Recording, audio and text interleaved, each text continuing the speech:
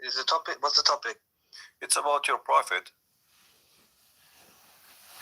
Okay. Oh, you know, in Islam, who is the one who makes decision? Is it Allah? Is it the prophet? Who? Allah. Where you get where you get this from? Does it say does it say really that Allah, or it says that Allah and Muhammad is the one who make decision? Oh, you're talking about the verse, if Allah and the Prophet make a rule for you, it is not for you to question it, just obey and follow. Mm-hmm. Okay, so maybe he's making the Prophet authority for the Muslims. Why? Ultimately, for the universe is Allah. Yeah, but how the verse says that if Allah and the Messenger, they make a decision for you, you take it as it is, as you said. Who is Muhammad to make decision for the believers? He is a prophet, no? Yeah, but why you are putting the name of Allah? He's with the name? Allah's messenger. Oh, because it becomes shirk, doesn't it, if you say like that? Yeah, it is shirk, because you are saying it is Allah and the Messenger. If they make a decision for you, okay? Yeah. Okay, how they make decision to you if only Allah is in control? Why Muhammad is associating himself with Allah to the point he and Allah, they sit together, they discuss together, and they make a decision. When you say Allah and the Messenger, they make decision, you are saying it clearly, like if I say me and you, we made a decision, that's mean the people to understand that me and you, we agree to do this, correct? Correct. Okay. So that's mean Allah and Muhammad, they agree to do this. Who is Muhammad to agree with Allah? I mean, Muhammad is... Maybe Allah is giving him the message for the Sahabas. Like, say, for example, to make alcohol haram, he's told the Prophet, drink in stages, slowly. Okay, it has benefits, maybe not good, and then don't come with your prayers drunk. And then slowly, so Allah and the Prophet, they would talk to each other, and then the verse will be revealed. It's like whatever happened in Muhammad's life, the Quran is according to that. You see, the Muslims, they always present to us that Muhammad and Allah, they are in love. In love? He's the Habibullah. Habibullah, right? He is like Allah is in love with Muhammad. Yeah, Allah he's in love with Muhammad. And this is my question, Christian Prince, because I wanted to ask you this, because listening to your other videos with the other sheikh, but he turned out to be a potato, because you asked him a question saying that is the word of Allah eternal, and he couldn't agree that if it's eternal, it's not part of his attribute. And then the other guy, my friend, they weren't really answering your questions, because the way you were saying it, it's like, it does make me question Islam, because I'm now thinking that maybe Allah is a female. Well, I'm thinking about that too, because you see, because Allah and Muhammad, they are in love too. I mean, if you look at the verse we are quoting together, and you agree that the Quran all over and Islam teach that Allah is in love with Muhammad, but not necessarily Allah is a female, but Allah maybe a male, but they are in love, Muhammad and I read the Hadith Qudsi. We in Islam, Hadith Qudsi is from Allah, right? The Prophet, he does speak of his own. Yeah. So it says, narrated Salama, Hadith number 847, wife of the Prophet, said that God's messenger, may God's peace and blessing be upon him, said, the womb is a derivative of God that clings to the loin of the Lord and asks God for its rights. So what does this mean? Well, this is the, you see that in the old, in before Islam, people, they believe that the womb of the woman, yes, raham, it is the womb of God, like women when she gets Rahma means mercy as well. So yeah, but this Arabic is a rich language. But this is by time. Arabic is not really, Arabic is a rich language, but Arabic is not really Arabic. Arabic is a collection of languages, but number one collection is coming from the Aramaic. Yeah. So the word Rahma, Rahman, is coming from the Aramaic, and even the Christians, they use that word, but doesn't mean anything. It's about it have a connection for the old days when the Aramaic, they used to be pagan. Yeah, it have a connection. But it's not farj, is it? It's not farj. It doesn't mean vagina. No, the rahma, the raham is where the baby, he's there. But you need to remember that in the old days, people, they even the Arab, like the black stone is what? Even the tafsir says that the black stone was white, but the read the Quran, I do not find the black stone in the Quran. It's not mentioned there. You know the verse? Yeah, but because this is, you see, this is something Muhammad later, if you notice Muhammad, he was praying for many years toward Jerusalem, right? Right. And then when he became victorious, which means at the end, he became victorious in Mecca, he changed the direction because it was a necessity of money. You know, Muhammad. Why? What do you mean money? Because to generate income to the Makkah, to the Kaaba. Because the Kaaba became, it's like, imagine if I force everybody to go to Las Vegas today, right? Make money, generate money. Yeah, okay. Yeah. So it's like a pilgrimage became to make money. That's why Saudi Arabia is rich now, because of the pilgrimage. Otherwise, you see, Saudi Arabia for the last 14 centuries, especially let us say after Islam is not powerful and the caliphate, they are not making money from attacking the neighbors. Saudi Arabia, their only one income they have is the Kaaba. Yeah. Because there was no oil. There was no oil. Then after the oil, you know, things have changed. But until now, imagine if there's 2 million people, they go during the Hajj time, right? And every one of them, he spend an average of $4,000 to $5,000 between airline ticket, because even the government, they make a percentage from this airline. So between airline ticket and between hotel and spending money and buying gifts. So if we But how do you know these hadiths are real? Because it came 250 years after. Imam Bukhari, he didn't even live in Makkah, so how do we know this is authentic? Even the Sahih books. What hadith you're talking about? And any hadith, the whole Sahih. My friend, Bukhari, how we know even the Quran is Sahih? Because the Quran is not the hadith is older than the Quran. In case you do not know. Who wrote the Quran? There's no Quran. Where is the Quran? Do you know the Quran? Quran, I have it. No, I have the Quran. No, you don't have the Quran. This is the Quran written according to someone recitation of Hafs, but nobody have the book of Hafs. Where is the book of Hafs? Hafs bin Asim? Yeah, where is the book of Hafs? No one has this manuscript. Nobody have a book of Hafs. No, nobody. They have a copy. They have a copy. They have a copy in Egypt. They claim it's 300 years after Muhammad, which mean at the end of the 18th century. They have copies in Samarkand, Birmingham manuscripts. What about those? They are different. The Birmingham is one page, you know. I mean, this is not manuscript, and even that one is not the same as the Quran today. But the Quran of Samarkand is big difference between the Quran of Samarkand and the Quran. Even that one is not really at all. Okay, so there's the Quran of hold on. There's the Quran of Sana'a in Yemen. They found it. It's totally different from the Quran which they have it today. But even all of them, they are not old still. But they are different. So if everyone knows this, why people don't leave Islam then? What do you mean? Know, who said they know? How many Muslims do know what even Islam is about? 99% of Muslims, they do not know what Islam. I will explain to you why. You asked the question. Let me ask. You asked the question to someone when he came in. He said he's a Muslim, and you asked him what does it mean to be Muslim, and he couldn't answer because he told you it means someone to submit to the will of Allah. This is not. Why is this not correct? Because the word submit does not exist in Islam. Islam. No, you see, even the word Islam is a theft. Muhammad. Have you ever heard of a guy? His name is Musaylama. The Muslim, they call him Musaylama. But this is not his name. You know, they make fun of him. His name is Muslim. They change it. They change his name and they start making fun of him. They say Musaylama. Musaylama in Arabic is like you say a car, a caro, like to make fun of the car, like it's a small car. You know, like you say Rajul Rujail, like to make fun of a man. You know, so you make him like you give him a small name, like a nickname. Yeah, like a nickname to insult. See, so this guy, he claimed to be a prophet. His name is Muslim, and now even in Islamic history books they changed the name. And his God, his name is he called himself Ar-Rahman. If we go, me and you, if we go right now and we check the following, let us see.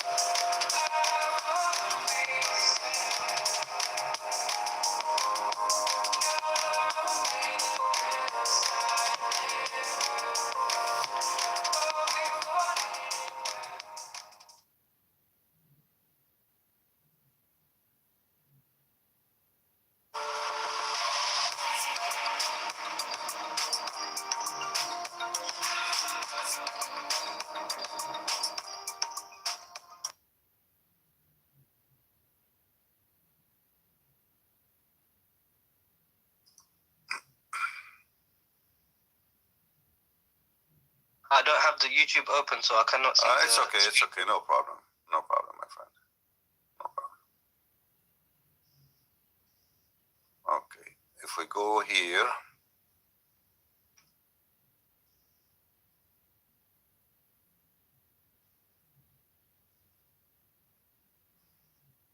This website is not working. There is a verse in the Quran where it says to Allah all the good names. Have you ever heard of the name of the verse? Yeah. Allah. Yes, this one. No. The good names. No. Talking about 99 names. They asked Muhammad once he decided to write the word Ar-Rahman. Before that, he never mentioned that word. So they said to him, who is Ar-Rahman? Muhammad now he have two gods, Allah and Ar-Rahman.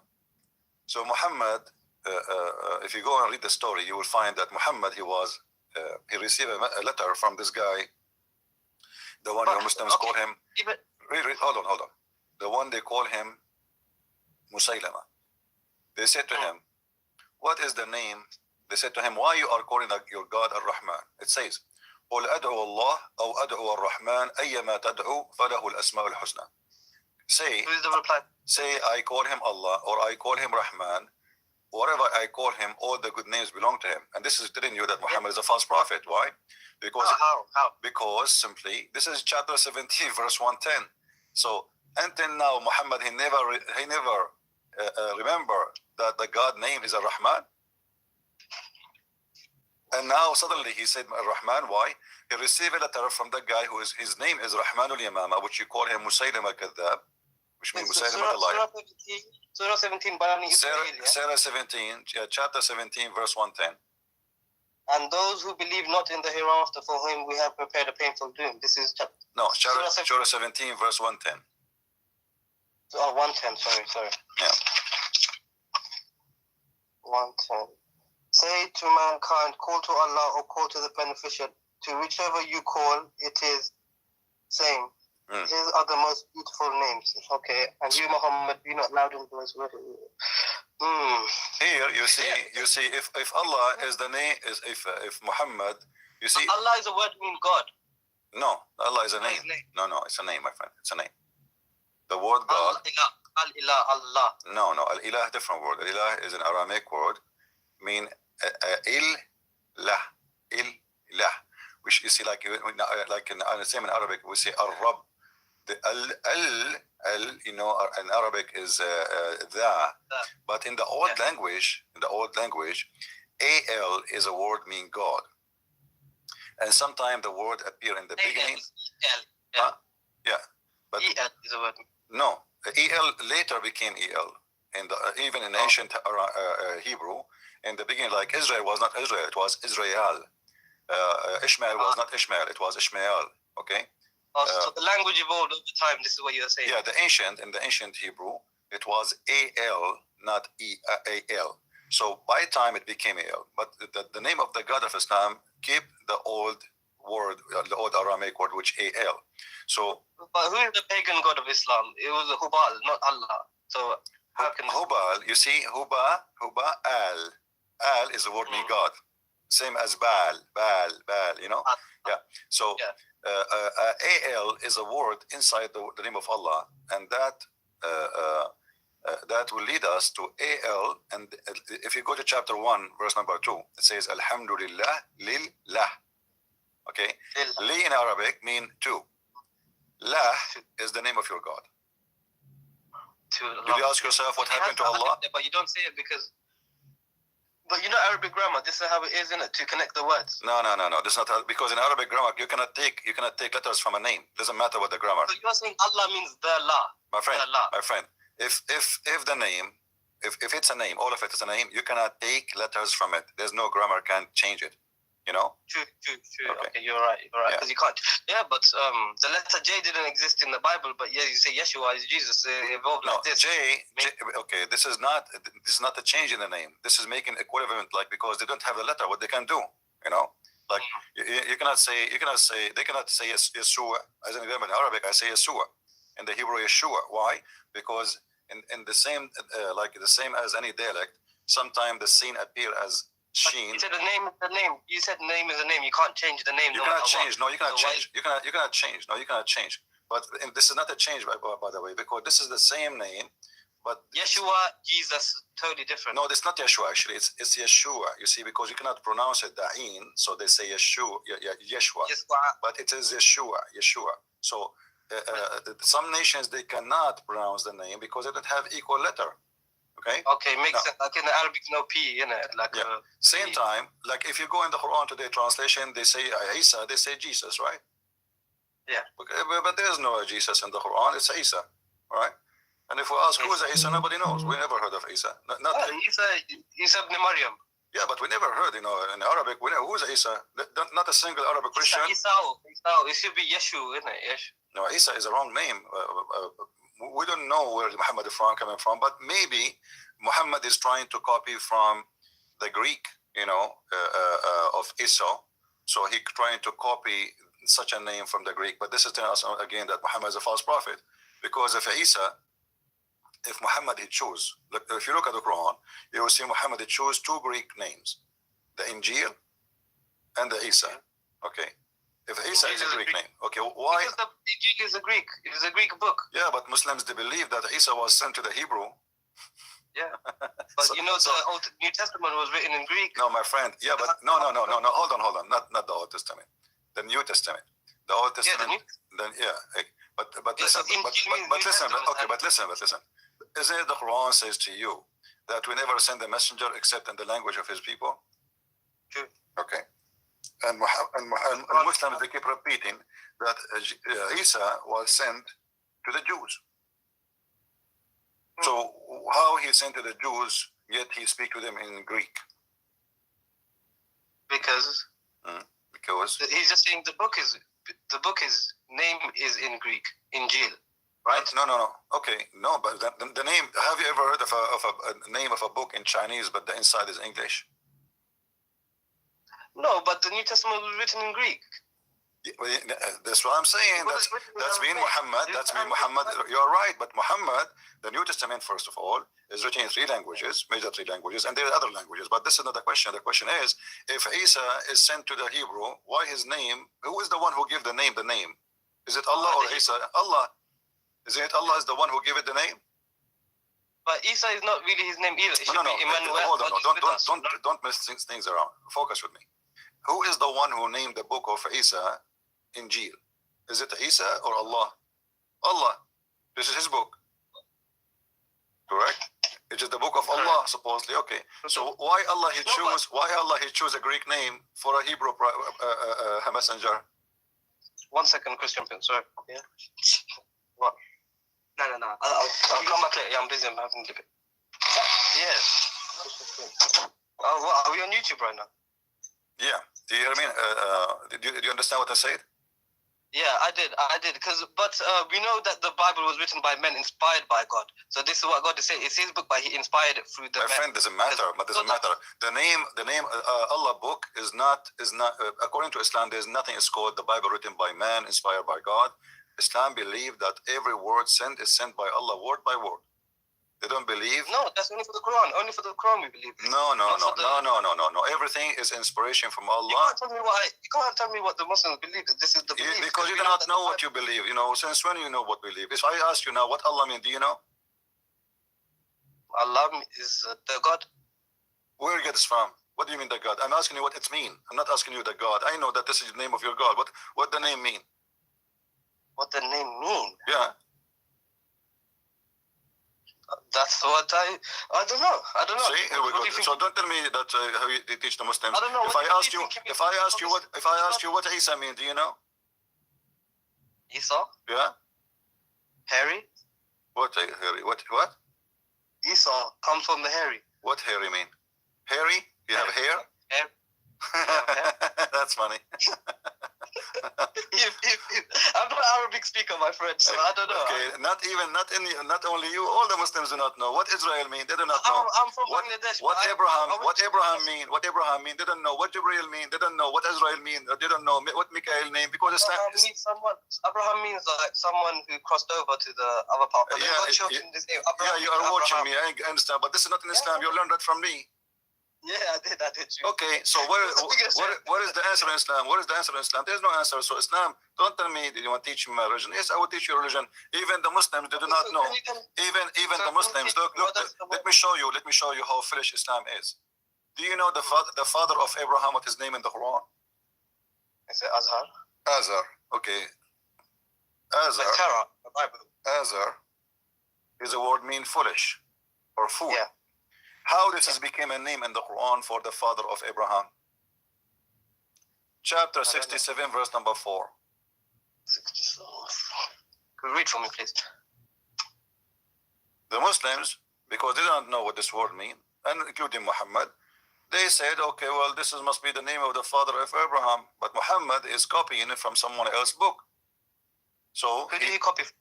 He copied from Waraq ibn Nawfal.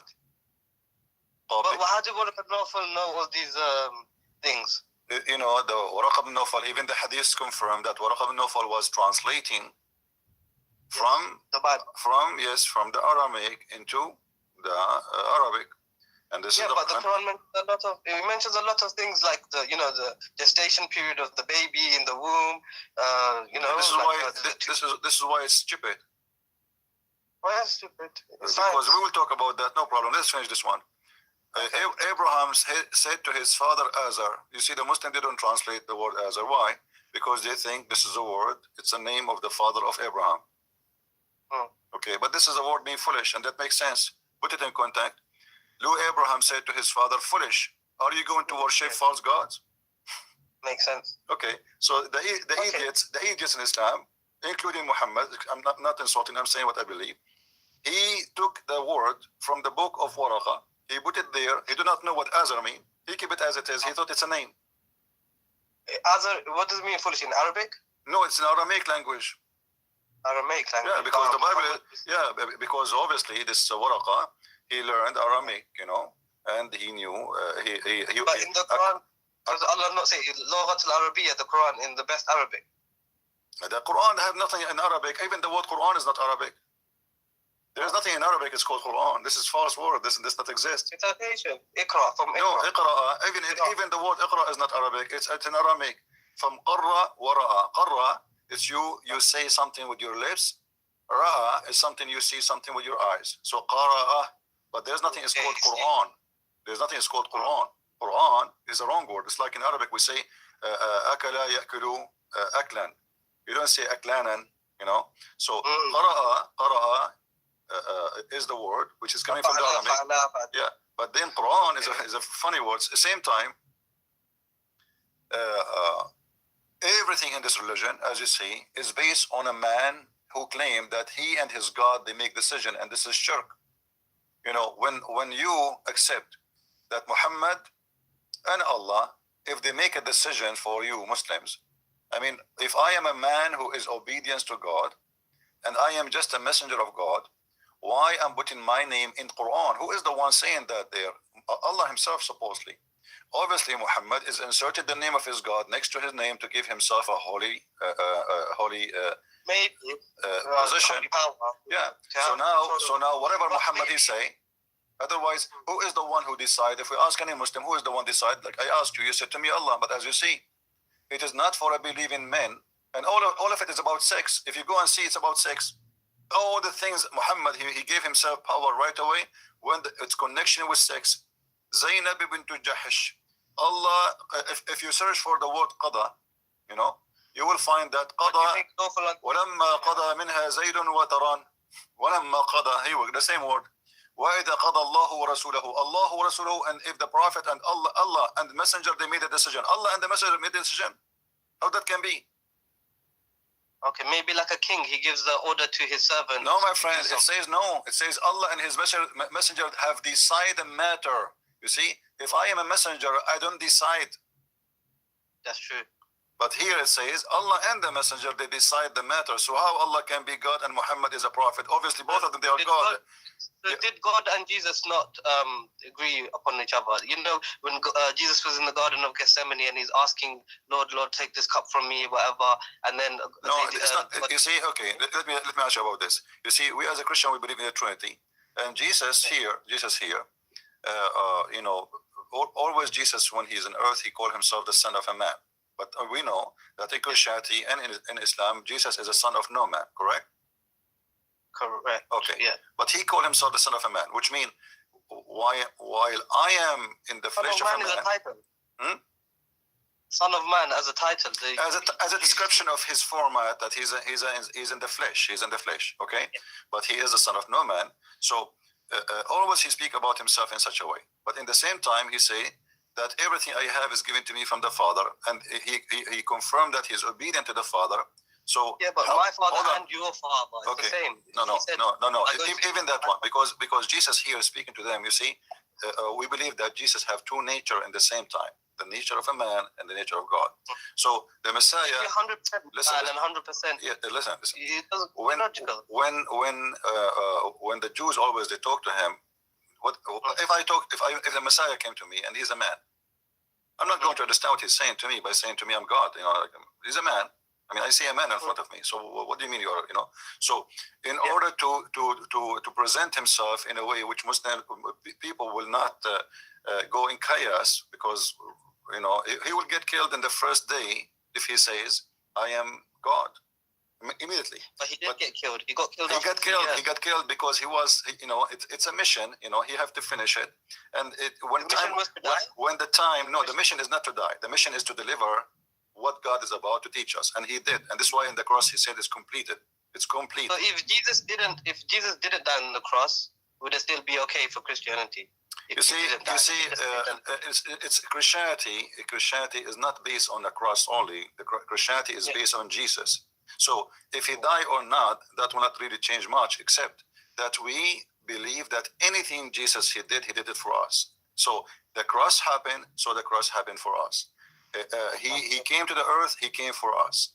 He healed the people to show us his power and his ability. But he came 2,000 years ago, you know, for us right now. That's back in the past. It's an instance in the past that happened 2,000 years ago. Still until now, my friend, there's tons of miracles happening in the name of Jesus, and they are real around the world. And me myself, I witnessed some of them. So we have God who do not need witnesses, for he witnessed for himself. Not the same as Muhammad. No witnesses at all. Even the angel came to him, nobody saw the angel. A guy, he came to Muhammad, he asked him a few questions, he left. After he left, Muhammad, he said, do you know who's this guy? They said, who? He said, this is Jibreel. I mean, what a joke. So how did the people not see this man again and then say, oh, you're Jibreel, I'll trap him? You know, there would have been another story. Well, in the hadith, they saw him again, you know. There's Muhammad, he fabricated stories, yes, and you know Muhammad, he got busted. So how would you not be found out if he's lying so much? Have you ever heard of a guy? His name is Dahya al-Kalbi. Never. Dahya al-Kalbi is Jibreel. Dahya al-Kalbi is the same guy. Muhammad, he sent him to the king of the Roman in Jerusalem to carry his letter. He was the most handsome man in Quraysh, and he was the boyfriend of Muhammad. Here we go. Read with me carefully. It says that Dahya al-Kalbi, that Jibreel come to Muhammad always. Where's this reference? Where's this coming from? This is Sahih al-Nisa'i. We can show it from the Bukhari, no problem. It's all over. It says, I don't know him more than any among you. That was Jibreel, peace be upon him, be upon you, who came down in the form of Dahya al-Kalbi. Now, if you go and search the books, you will find that Aisha, she was jealous from Dahya al-Kalbi and from Salman al-Farisi, both of them. Aisha, she said that Dahya al-Kalbi, Muhammad, he never say no to Dahya al-Kalbi, and it was always he received him with a smile. But yet he say no to my father, which means Abu Bakr, he come to her house. Muhammad, he might say, I'm busy. Tell him to come later. But no way he will say, I'm busy to Dahya al-Kalbi. Okay, so maybe they had a special friendship. Special I don't know. friendship, very special friendship, and even Come after the on. middle of the night. We No. can't jump into without proof. You cannot say this. No, I can, my friend, I can. You know, Muhammad, obviously, There's no proof. no, there is a proof. Homosexuality, No, there is proof. There is wives. proof. There is a story. I should find it for you. Where Ibn Abbas, he entered the house of Muhammad, and he saw. It says in the books that he found it in a meditation position or situation, meditation situation, but didn't describe to us what is that. And then the guy right away he left when Ibn Abbas was a kid. You know, the guy he right away he left. So Ibn Abbas he said to him, "Is that Dahya? He was with you?" Okay. Muhammad he said, "Yes, he looked like Dahya, but this is Jibreel." Now you tell me, why first of all, Jibreel is coming in the look of this guy Dahya? I mean now we will have two people in the street, so people will be confused. Who is Dahya and who is Jibreel? So Dahya now, if you want Dahya now, he can play a scam anytime. He can say, "I am Jibreel," because the Prophet he confirmed that Jibreel comes in his image. So if Jibreel does choose to do that because maybe he doesn't want to scare the Sahabas to give Prophet the messages, why not? Why is it not possible for him to do that? Allah is possible to change the form of Jibreel to make Dahya Kalbi to talk to. But why a guy he is next door neighbor for you and he is the most handsome man in Quraysh? Why? And a man who come always to Muhammad anytime. You see, Aisha, when she mentioned that Dahya he come always to Muhammad, she did not say Jibreel. She said Dahya. So she's always talking about the same person who is Dahya, that always he's welcome in the house of Muhammad, and Muhammad never said no to him. And Aisha is jealous because why this man he have a special treatment? This is Dahya. This is not the angel Jibreel now. So Muhammad obviously he wanna give an excuse why this guy he come anytime. Why this guy he can be found? Be the one who squeezed him at the cave. The one who what? The one who squeezed him in the cave? Nobody squeezed him in the cave. This is a lie. I mean, that's the story of the squeeze in the cave. This is the first story of Islam. My friend, let me ask you. Just to prove easy that the story about Muhammad being squeezed in the cave is a lie. If an angel he want to tell you read, do he need to squeeze you? Maybe. Why? What the squeezing will do? Maybe like send blood to the brain so he could read. Okay, let us say this is the reason. Jibreel is a Dr. Jibreel now, so he know what the blood will go where. Okay. Do it in the Dr. Zakir nice voice. Hold on. Muhammad, he been squeezed 3 times. Did he understand what the angel want? No. He said, Iqra. Yeah, but still Muhammad, he keeps saying to him, Ma ana biqari. He never said, I understand. Right? He squeezed him 3 times. Did Muhammad say, now okay, I got you, I will read what? Let me read? No. Same time, the story is stupid. How you say to him, Iqra, when you are not giving him paper? Because Iqra, you remember when we speak about the word Quran and Qara? You have to read, you have to see something, and you have, you know, now the Muslim, they say, Yaqra al-Quran, is me recite al-Quran. That's false. There's nothing. No, he was showing something by Jibreel, the tablets, Lahu Mahfuz. No. They never give him anything, my friend. I can show you the hadith. There's no such a thing. Show me the hadith. Okay. Let's see. You know the tablets, the Quran that we have to read with me, my friend. Read with me. The Muslims they fabricate tons of stories to cover the problem of this religion. Read with me here. Sahih. Okay, this is Sahih. Yeah, this is Sahih. This is Sahih Bukhari. The messenger was in the form of good, righteous, a true dream in his sleep. He never had a dream, but that had come true like a bright day light. He used to go in seclusion of the cave of Hira, where he used to worship Allah alone.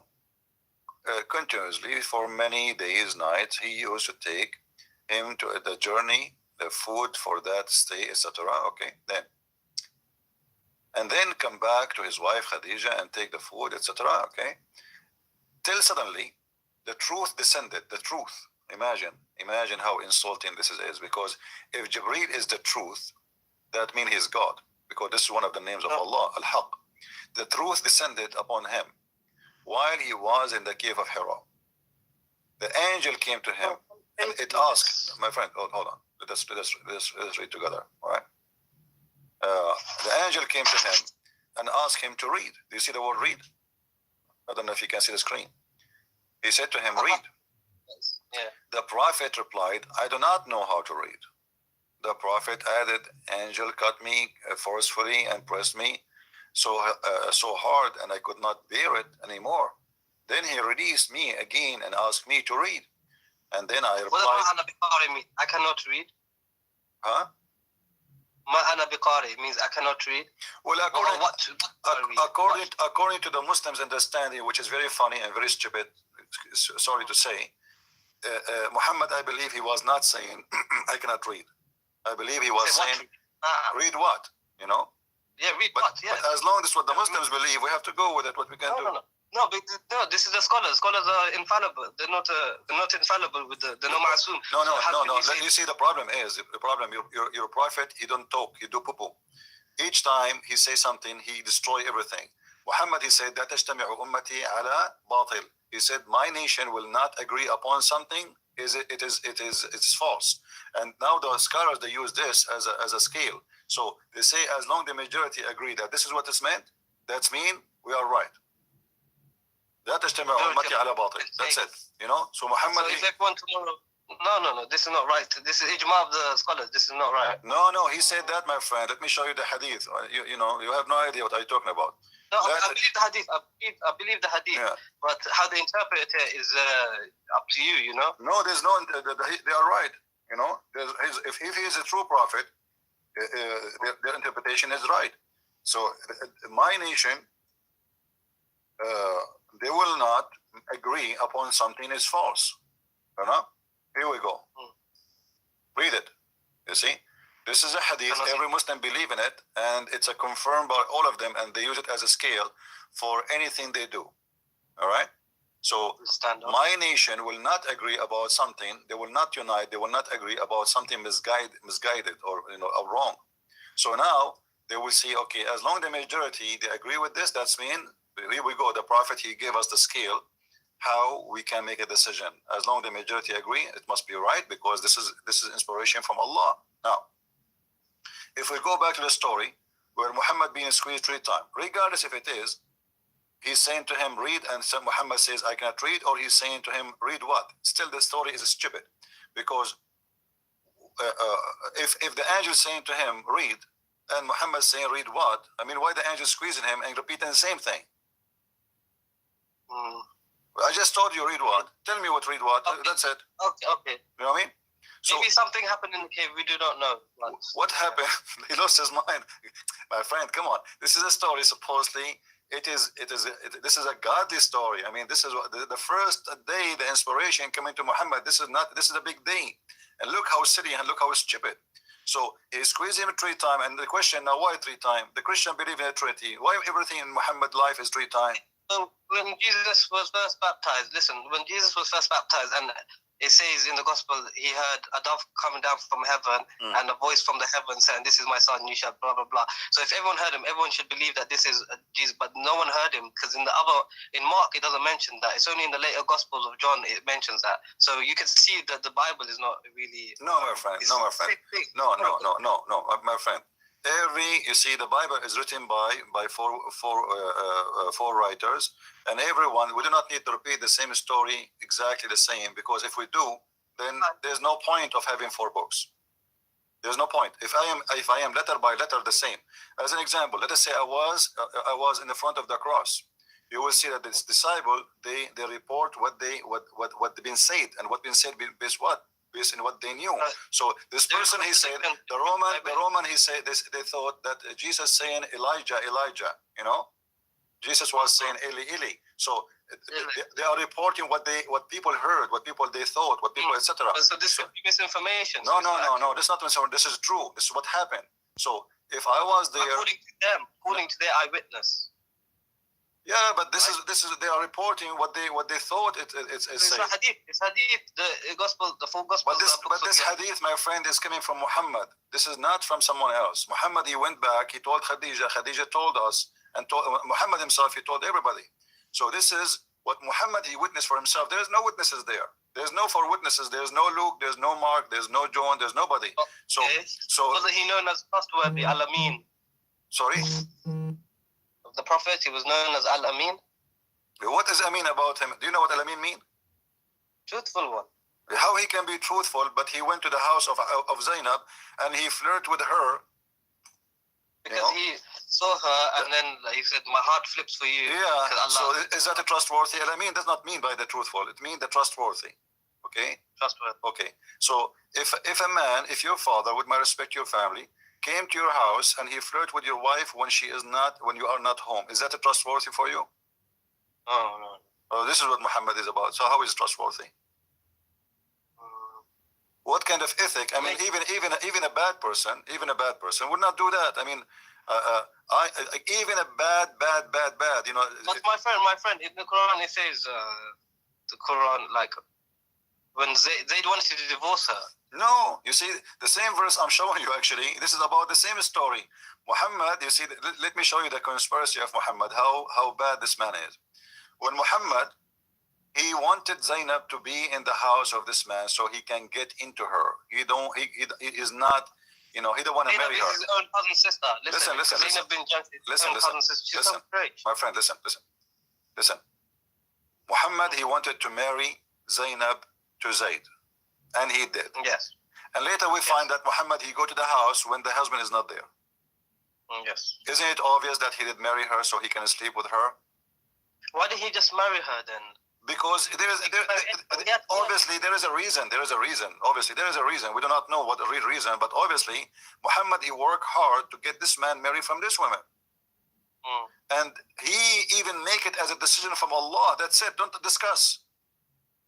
Okay, so I am making a decision and Allah make a decision, and later we find, you see, if Muhammad did marry this woman to this person and Muhammad never do something wrong with it, okay, we'll say, okay, this is his son and this is the father, he decided to marry this woman to him. That's wonderful. But we notice now that Muhammad, he have no ethic and he have no problem. I asked the question to my father. He said because Allah wanted to show that it's okay to marry your adopted son's wife, but then later on in the verse, he like cancelled out adoption. So I don't know if that'll make sense. You see, hold on.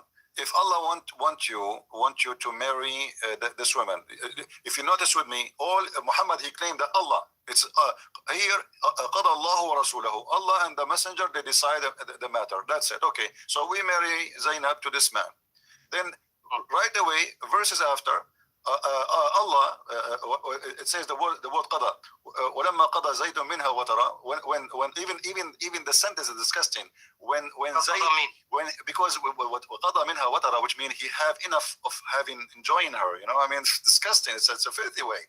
قَضَى مِنْهَا وَتَرَى. You see, the watar, you take watar. You see, like when you have a sheep, you know, you take a bite and you eat from it. You know, so he ate enough. Huh? You take a bite from a shit? No, a sheep. So like if you are eating, you know, so you take your share of her. You take your share of biting, you know. And here is about sex. Yeah. Okay. So now he have enough sex with her. So now he and if you read the verse, it's very, very stupid because Allah saying Muhammad saying to the man, why you want to leave your wife? But the guy an hour ago, he was in the house of the man flirting with the wife. I mean, this is hypocrisy. Imagine I was in your house flirting with your wife, and then you come to me and says, hey, CP, I want to divorce my wife. I say, no, man, keep her. But Zainab, she wanted Muhammad, though, because she agreed to divorce. My friend, Zainab, obviously, she is a whore. She is with him in the bed from the beginning. For sure, Zayd is a slave. Muhammad is the king. If she liked him, then why wouldn't she just marry him first then? Because he forced her. That's it. As you see, she don't dare to say no. Her family cannot say no. Nobody can say. He said, look what it says. إِذَا قَضَى اللَّهُ وَرَسُولَهُ أَمْرًا. That's it. Don't discuss. If Muhammad and if Allah and the messenger, they made a decision, don't discuss with me. Then we can't discuss this then. Nobody can discuss. That's it. It says Allah, when Allah and his messenger have decided a matter, everyone should obey. That's it. You cannot say no. You can't question Muhammad. You cannot question, and not only that, he attached his name to Allah. So now we have two names together, and both they cannot, separated. So the second, and there's tons of verses in the Quran says, وَأَطِيعُوا اللَّهَ وَأَطِيعُوا الرَّسُولَ. you know, obey Allah and obey the messenger. That's it. So if Muhammad, he says, but how do you obey the messenger? You have to obey the Quran because that is the message. No, because there's many things in the Quran against what Muhammad said in the Hadith. Still Muslims, they follow the Hadith. قُلْ أَطِيعُوا اللَّهَ وَأَطِيعُوا الرَّسُولَ, chapter 3, verse number 32. Chapter 3, verse 132. You know, it's all over. Chapter 4, verse 59. You know Mufti Abu Layth? Mufti who? Abu Layth? I don't know who's this guy. YouTuber Mufti. So he says Maliki, and we don't have to accept all this hadith. We can reject Sahih hadith. So it's not a problem. My friend, this is a lie. Because no, this is a lie. Because here we go. Just to get ask him to come and debate me. You see, I'm talking to you with my respect to you. I'm talking to you with your level. Get me this Mufti, and I will make him shish kebab. Because the second you say you can refuse Sahih hadith and anything contradict with the Quran, it means you have to delete all the hadith, because all the hadith is against the Quran. All the hadith is against the Quran. Let me tell you why. What the Quran speak about how Allah he taught mankind. The pen. By the pen. The Muslims, this guy, he believed, your Mufti believed that Muhammad was illiterate, correct? No. Actually, he says that Muhammad could read and write because according okay, hold on. to Muhammad, he can, even that would be a problem. Let me show you why. Because if Muhammad, he couldn't read and write, then still Allah have to teach him by the pen. Did he give him anything by the pen? No, that's surah. No. He gave this الذي علم بالقلم, chapter 96, verse number 4. الذي علم بالقلم علم الإنسان ما لم يعلم. Okay. Did Allah taught Muhammad anything by the pen? He taught mankind through the pen. No. You see. Hold on. Taught mankind. He did not taught Muhammad. So all the mankind they live by the pen. Why Adam? He was Adam. He was born or he created. He know how to use the pen. The pen have nothing to do with Allah or any God. This is a lie, because simply God is not the one who created the pen.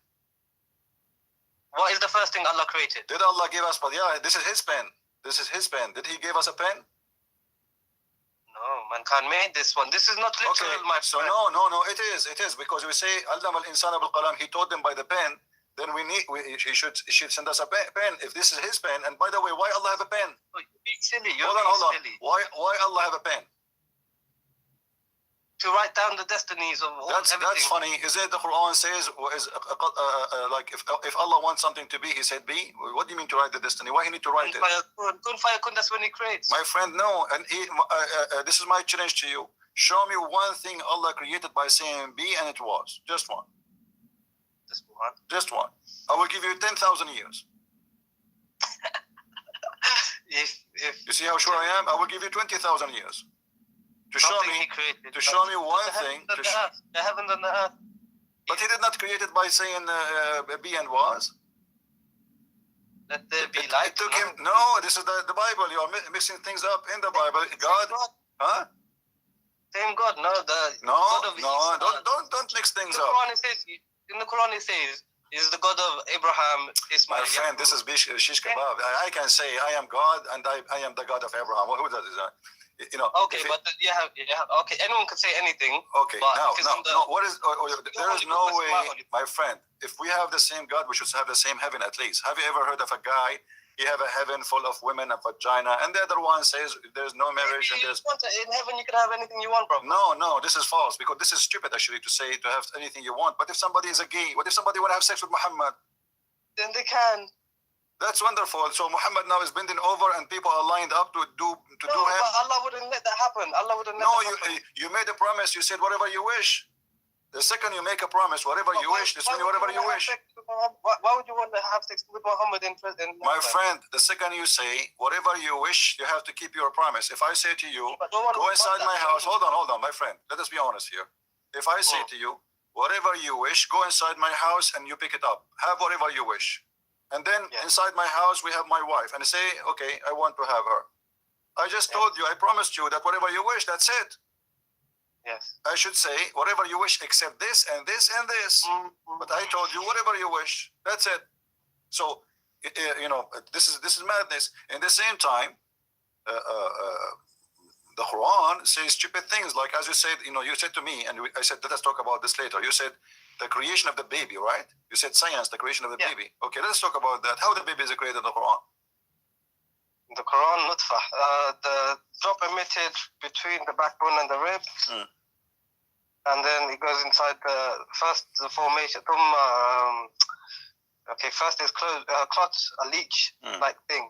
Then it's closed with flesh, then bones, then it's formed in it with the soul. Yes. So I can't remember the verse exactly. So is that correct? Generally, yes. But generally, not accurate, because it says the bones first, then the skin. But this like how do they know this? Like gestation period and all this. What gestation? My friend, this is no station here. You see, in order to understand what Muhammad is talking about, you have to go and read what Muhammad explained the verse. So Muhammad, he speak about that. So if we go now into the hadith and we search, we just do the tafsir say. The tafsir is based on the tafsir at the end of the day is based on one of two things. If there is no hadith, they try to make their own effort to explain it. If there's a hadith, they have to go by the hadith, because that's it. If Muhammad he spoke about it, that's it. It's over. So now, why is it da'if hadith? Then you still accept? There's nothing called da'if hadith in Islam. This is a new fabrication in the religion. When the Muslims, they became under a lot of threat and attacks by us, exposing Islam. So this is why tafsirs exist. If you remember, I have debating Dr. Rohi, and you told me you were watching. Rohi, yes. Dr. Rohi said tafsir exists to fix a problem. Yeah. Okay. What is the problem? That Christians, Arab Christians, they expose Islam. So the Muslims, they make tafsir not to explain the Quran, to defend Islam. This is why you see all the tafsir is have a one target, is to defend Islam, fabricating lies about what Muhammad and what happened. But even though after all the defense they did, they failed. Read with me. This is your prophet saying. Prophet said, at every womb, Allah appoint an angel. Here we go. Inside the womb, there's an angel. Okay. Carry on. And then he said, oh Lord, drop of semen. Oh Lord, a clot. Oh Lord, a little lump of flesh. Then Allah wishes to complete its creation. And then the angel asks, oh Lord, will be male or female? A watch or a blast, how much he will be, his provision will be, yes, and will be his age. Okay, look at this madness here. Okay, destiny. It's saying your destiny. The angel is my friend. The male and the female is decided already. That the sperm, the semen, it has that already. It's not something at the end happen, male or female. Secondly, when he say a clot, did you see the word a clot? Yes. Do you know what a clot means? Yeah, blood clot, like a congealed blood. Right. So it's a dead blood. And the body, the human being will actually, this is one of the dangerous things in the human being life. If you have a congealed blood inside your vein, correct? Because you will have heart attack. Yeah. So how he says such a thing? So everything here is wrong.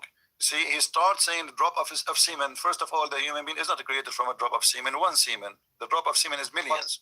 Billions of semen. No, but like it's just speaking generally, because the Arab. No, this is not generally. Muhammad is giving you, my friend. My friend, the Quran speaks clearly how Allah created the baby. He said the word clot. Did he?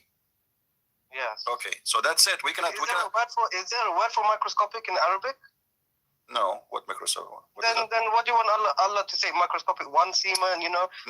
You see, clot in Arabic. In Arabic, a clot is a dead blood. It is dead blood. How you say that? It's not about science now. It's something we know. If you cut yourself and you have a blood in the top of your skin when it's go dry, which is to protect you, right? Yes. Okay. Yes. That is what he's talking about. Alaqa. It's stuck in your yeah. Alaqa, a clinging thing. It means something that. No, it's not a clinging thing. This is a lie. You see, in one of the translations, they say that. This is not. You see, alaqa. The Muslim they try to. Telling me that all the Muslim translations are lying to me. All of them, they are lying, because we can go to the Arabic. Because we can go to the Arabic and see the interpretation, and you will see none of them agree with that. It's a bullshit. Excuse my language. It's a garbage. Okay. Shame on them to try to change it, because not even one Muslim scholar agree that this is mean alaqa as they claim. Did you remember the hadith I showed you?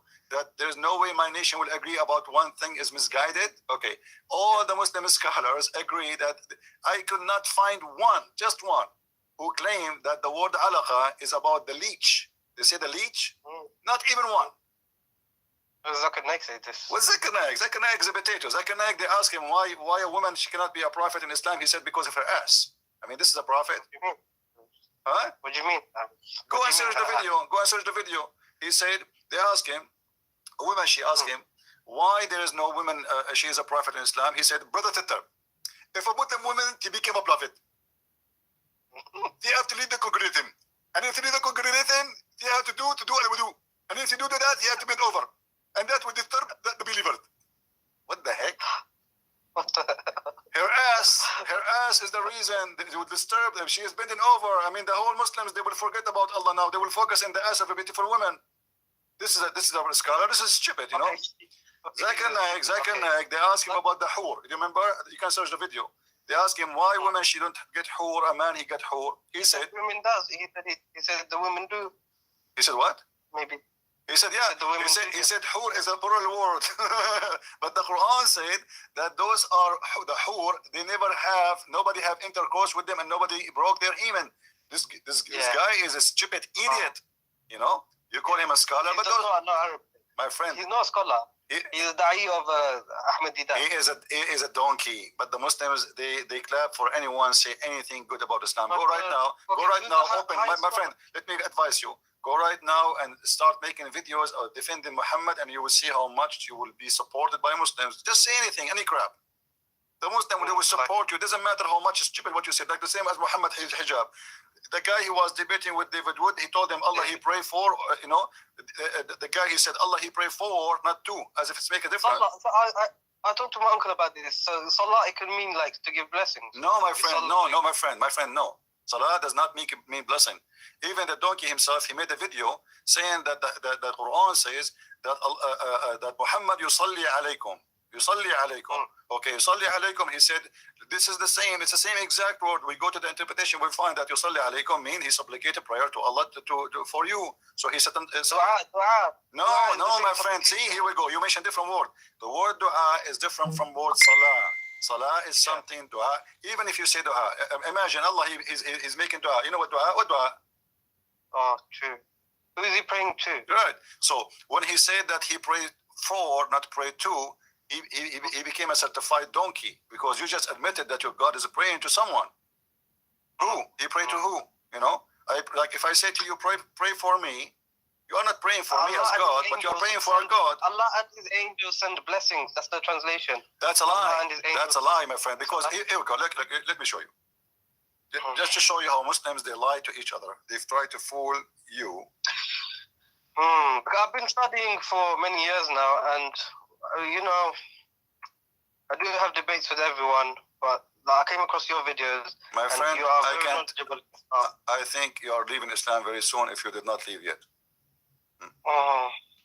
If you go to the you know, you sound a smart person, and you are not a donkey who like to be a donkey, because some people they choose to be a donkey. Let me show you, my friend. When the Muslims they say that that the word yusallun means sending blessing, let us analyze together. This is the Quran. I will put it on the screen. Okay. This is the fast translation made by Muslims. But let us study this and look together at this fast translation. Let us zoom in more. Give me a second.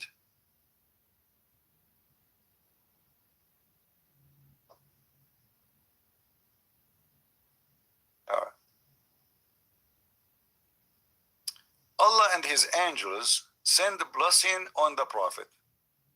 How stupid that a statement can be more than following.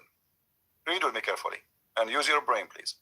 If Allah He sent a blessing to you, my friend, do I need the blessing of the angels? Maybe it helps. What help? If Allah is God and He blessed me already, what the angels can do more than what Allah can do?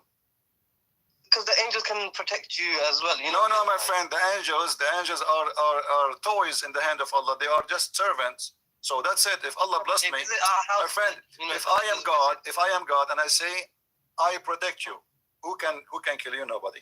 If I say I bless you, who need to bless you after me? Nobody. No, because even when I say to you, listen, when your mother, she say, bless you, my son. Is she really blessing you? No, she is asking God to bless you, correct? Correct. No, there's no man can bless anyone, and there's no angel can bless me. If I am the general of an army, and I say I'm going to protect you, and I don't have to take the bullet for you, but my soldiers can. So Allah, the angels are Allah's soldiers, so maybe they are used to help. You know, my friend, look what it says. This is we have to focus on the word blessing now. It's not about helping. That's it. The blessing is a bless. The bless is not an action. It is an order. If Allah is God, He say, if you want something to be, it's going to be. That's it. There's no additional. Why is blessing? Huh? What is blessing? The blessing, it means whatever you do is going to be good. Whatever you do, your life is a good life.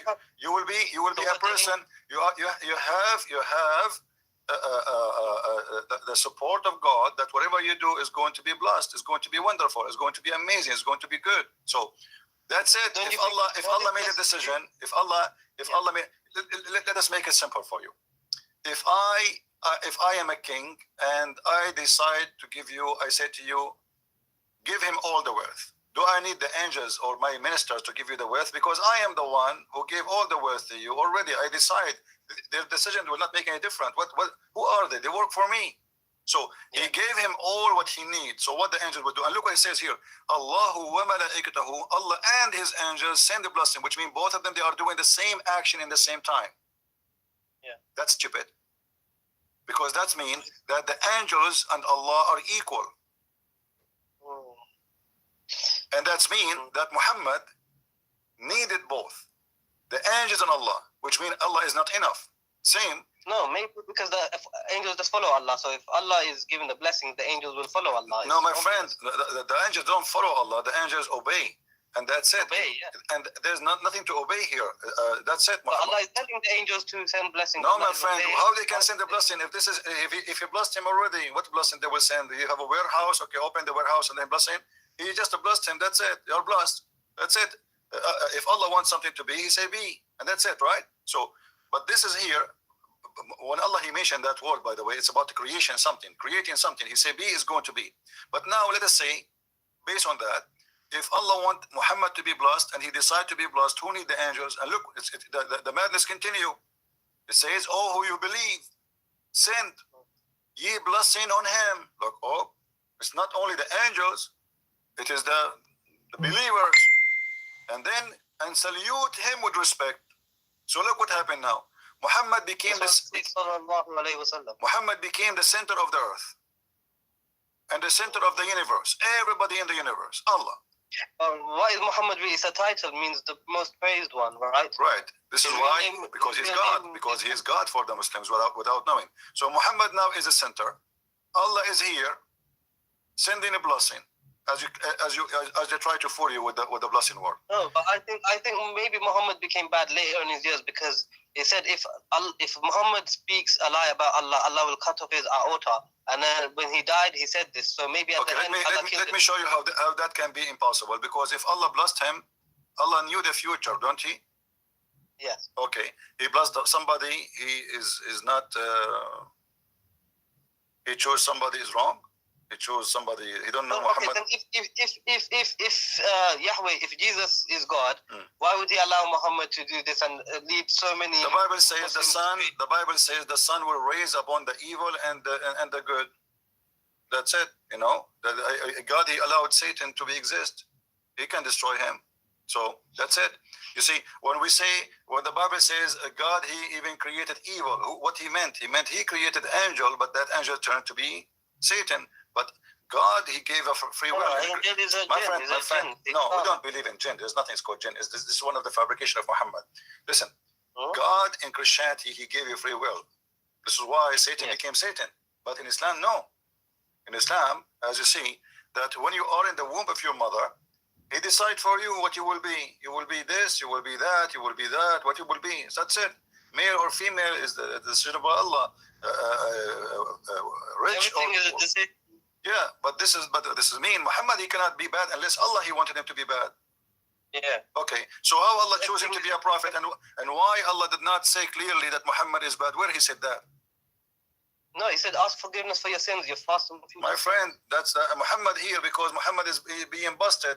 People, they say, how this guy can be a prophet of God? So Muhammad, when I always make himself look legitimate, so you could have, Allah, he said to me, ask for this for your forgiveness. But did Muhammad ask for forgiveness? No. Yeah, he did. No, he did not. No, my friend, look what he did. This is a lie. This is always a lie. Do you know the story of the guy Muhammad? He killed him just because he prayed a lot. He wanted to kill him. No, tell me the story. What Go and get my book. Go and get my book and love. You will see. You will see. Deception of Allah? Huh? Deception of Allah? Deception of Allah? Which one? Yeah, deception of Allah. Yeah. Muhammad. He came. He saw the believers standing, talking. So they said, "We're talking about what?" They said, "We are talking about a guy. He's amazing. He praying non-stop. He is the best of the believers here." Muhammad, because he's a man, because he's a jealous man, as usual, he don't accept anyone to take his place, so he felt insecure. There's a person, there's somebody, he claimed that he is, or they claim that he pray better than me, and he pray more than me, so what I will do, I will get rid of him. So the guy, he said, and Muhammad, he said, do you claim that you are the best here? The man, he said, by Allah I do. And then the man, he went inside the mosque to pray. And then he said, who wanna go and kill this guy for me? This guy was a Muslim? He's a Muslim, yeah. The Muslim, they are talking about him, how amazing he is. This is a false story, because why would a Sahaba that believes in the Prophet say, by Allah I do to the Prophet? It doesn't make sense, my friend. My friend, doesn't make sense. I know it doesn't make sense. What is make sense in Islam? Nothing makes sense. You're right. But this is a story written by you, reported by you, witnessed by you, and given to us by you. So don't tell me it doesn't make sense. This not is what by me. This is by the Muslims who I mean not. Imam Bukhari. These are no one. Okay, my friend, this is not my problem. You are the one, you tell yourself that question. Who is Hafs, the one you get the Quran from him? He's no one. Hafs not only He's a liar. Hafs is a liar, he's a fraud, he's a thief, he's everything. Yet you take the Quran from him. No, okay. Because this Quran is all we have. We have Warsh as well. So we don't take Warsh. Why you don't take Warsh then? I take Warsh then, innit? Okay, we take Warsh, but all of them, they are the same garbage. I mean, it's the same garbage, the same. You know, we are just changing my friend. We are just changing the name of the donkey. Nothing but more. You said the Quran says the flat Earth, yeah? Because in your other video, I see that. Yeah, let us finish this one. We will go to the flat Earth. Don't worry. Let's finish this one in front of us. So look here. The Muslim, they decide to cover the issue here that the angels and Allah and the believers, all of them, they are praying in Muhammad. They change it to send a blessing. That is the most. Salawat. Tell me what is this? Salah is a prayer. That's it. Communication? No. Contact? No. Salah is to send supplication to God. No. This is dua. Tell me, like, what does it mean, salah? To follow closely. The literal meaning. The literal root word. It's coming from the word sila, like you to make a connection with someone. But the second you say salah is not about connection with anyone. It's about praying to God. As simple as that. This is why in the Quran. I'm going to use the bathroom. This is why in the Quran. Christian Prince. I don't want to be rude. I'm just going to use the toilet. 2 minutes. I will be back. Okay. All right. Don't forget to make the prayer. The Prophet, he said, otherwise Shaitan will play with your anus. Remember that. Right. Yeah. Because if you don't do it, my friend, you will stay there for 10 hours, as the Prophet said. Go ahead. All right.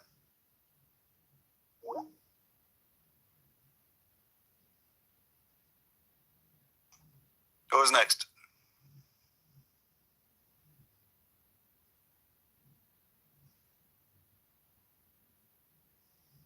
Are you enjoying your time, guys? This guy will not stay long as a Muslim, you will see. He's in the way out. Yeah, that's what their prophet said to them, you know, crazy. A'udhu billahi min al-khubthi wal-khaba'ith. If you don't say that prayer, this guy, he finished right away. Man, that was fast. Hello? Hello? You finished that fast? Yeah, my toilet is just next to my room. Oh, alhamdulillah. All right. So, my friend, the blessing, when somebody says a blessing, sending blessing, that is a stupid explanation, because if God blessed me, I do not need any blessing. But let me show you something, how Muhammad always involved everybody in any stupid story. Do you know this? Because you said salawat. Hold on. You said salawat means connection, right? No, salawat does not mean connection. Sila, connection. Salah mean prayer always. This is why the Quran says aqimu salat. Aqimu. Establish contact. No. Establish the prayer, because prayer in Islam is a special action involved physical action. Involved. No, don't argue with me. You know, I can prove it easy. So if we go in the Quran, it says chapter 6, verse number 72. Aqimu salat. Do you see it? I can't see the screen, but you could read the chapter 6, verse number 72. Establish the prayer. Okay. And this is mentioned again, you know, in other verses. Let us see. If we take the word salah, just to show you how wrong you are. Chapter 2, verse number 3. Let us read together. The Muslim translation, not mine.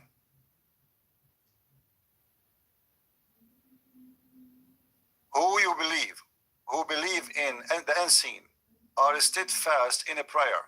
You see, in a prayer. This is what salat mean. You can go and you will find. This is the Muslim translation. My friend, I don't need translation. I'm reading for you. What translation you like? No, because you don't agree with the Muslim translation. My friend, I don't agree. That's why I can read, because I read in Arabic. But for you, do you know Arabic?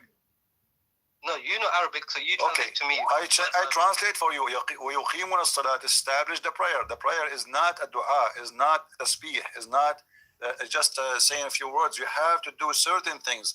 See the Quran mentioning the word salah in a specific way. So when we say, how do you do salah? How do we do salah?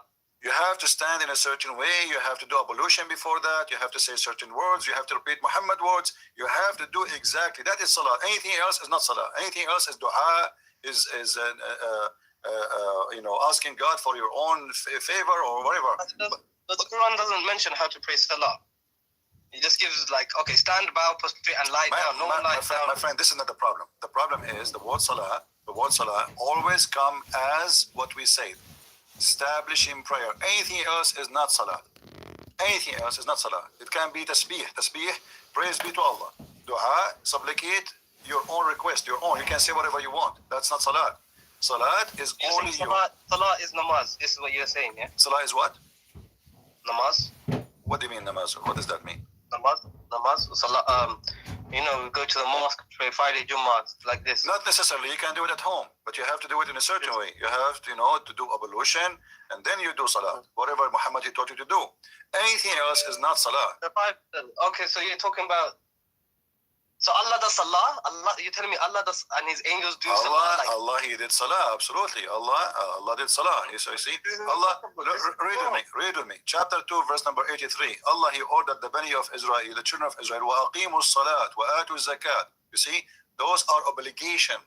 Dua is not obligation. Salah and give charity. Yes. Yeah, this is obligation. So what is obligation in Islam? Is to do salah. This is fard. The rest is not fard. Yes. Dua is not fard. You know, yes. But salat is a fard. That's it. And when the second we say salat, you are the one who told me Arabic is a rich language, correct? Mm-hmm. So there's many words for the word blessing. Yes, barakah. So there is no need to use the word salah. Obviously, he's speaking about salah. That's it. Allah did not speak. So Allah is doing salah. Allah is doing salah. Muhammad is doing salah. The Muslim doing salah. The angels doing salah. Everybody doing salah. And Muhammad hijab, he says, Allah, he pray for, not pray to. Suppose he's smart. Now, yes. Now, after he needed to clarify this, he did already. He made a video to fix it. This guy, he tried to fix it. He made it blind, you know. So he made a video. They will never get close to me. I see speakers call. I'm very like. So I watch all of these guys, and like Ali Dawa, I don't like him. He's a kid. My friend, Muhammad is a very intelligent guy. I thought he was made very good. He is not. No, he's an idiot. Actually, he you know, this guy is a shame for the Muslims, and I'm glad that he did that debate. Okay, I see David Wood on YouTube. Why he doesn't attack Islam when they're debating? He was like a little mouse. Like David Wood was My friend, I don't wanna talk about David Wood.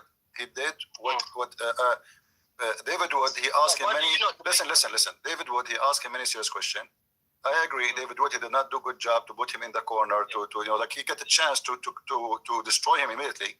But he's not a debater. David Wood is not a debater, and he is not. Yes, he is. No, he's not. He's not. No. Then you see, the second you see somebody keep reading from the computer always, he is not a debater. He have something written in front of him, and he is reading from the computer. I don't mind to read from the computer to remember not to make mistake about a number or something, no problem. But not to keep reading and looking. So he's not a debater. You have the knowledge. And you have knowledge. He have, and he have. This is why they debate him too. He have a knowledge, but his knowledge is limited. At least. Christian Prince, why do you not go to debate? Listen. I am here. Here we go. I allowed anyone to call me, including you. With my respect to you, anyone can call me. Did I say no to you? No. Did I ask you who are you? No. You might be a big sheikh. You might be nothing. Who cares? I mean, I don't care. So I am welcoming anyone to call me, and I'm almost every day here. Why they don't call me? So with the Muslims, they choose someone who don't speak Arabic in purpose, who have limited knowledge in Islam, so he will do the minimum damage. And the second he says something, they start making fun of him because he don't speak Arabic. Yeah, right. Yeah, that's true. And then that stupid idiot Hijab, he said to David Wood, like you do not know Hebrew, you do not know Arabic, as if he knew Hebrew. And then he said, Emmanuel, mean God is with us, which is stupid. Everybody was laughing. So it does mean that. It does not mean that, absolutely. Sorry, I said Elijah. He said Elijah is the same as he said Elijah is the same as Emmanuel. So he said Elijah mean God is with us, and this is stupid of him to say. So everybody was laughing, but David Wood there, he have a chance to laugh at him and say, look what he said. He said Elijah, this is stupid to say. And he said Allah is, but he was speaking in respect to the person. I don't know why. For me, Muhammad Hijab was not very respectful. He was very rude. He was trying to be comedian. He avoided answering any question. And the Muslims. He decided to do Quran. I found that really annoying when he decided. And he started singing and he started etc. And then he said when he asked him why you Muslims you collect the spit of the Prophet and you wipe your face with it, he said, okay, what is it? This is a childish. I mean, this is stupid. The guy. What is the answer? Is it true? Is it true that the Arabs fought over the poo of the Kaaba? Yeah. The what? The daughter of the Prophet, the camel did a poo-poo, and then the Arabs fight over it. I don't know. No, there is stories about even the camel of Aisha. There's a video. You can watch it actually. A video movie. It's a movie made by Muslims about Muslims. I will try to find it for you. I made a video about it actually before. Maybe you can find it. Aisha, she have a red camel, and when her camel piss or poo-poo, after the camel move from his place, the Muslim, they rush and they jump over the poo-poo and they fight over it and they start stiff it and put it inside their clothes, And this is Aisha camel. This is not even the Prophet poo-poo, So it's like a cult. Read with me. In chapter 33, verse number 43, it says, هو الذي يصلي عليكم وملائكته. Okay? هو الذي يصلي عليكم وملائكته. What does that mean? It is him who pray on you and his angels. To do what? Read with me carefully. It says ليخرجكم من الظلمات. This is stupid because look at this. If this word means blessing, I will go with the Muslim translation just to show you how stupid when they try to defend Islam, how they mess it up. If we go here,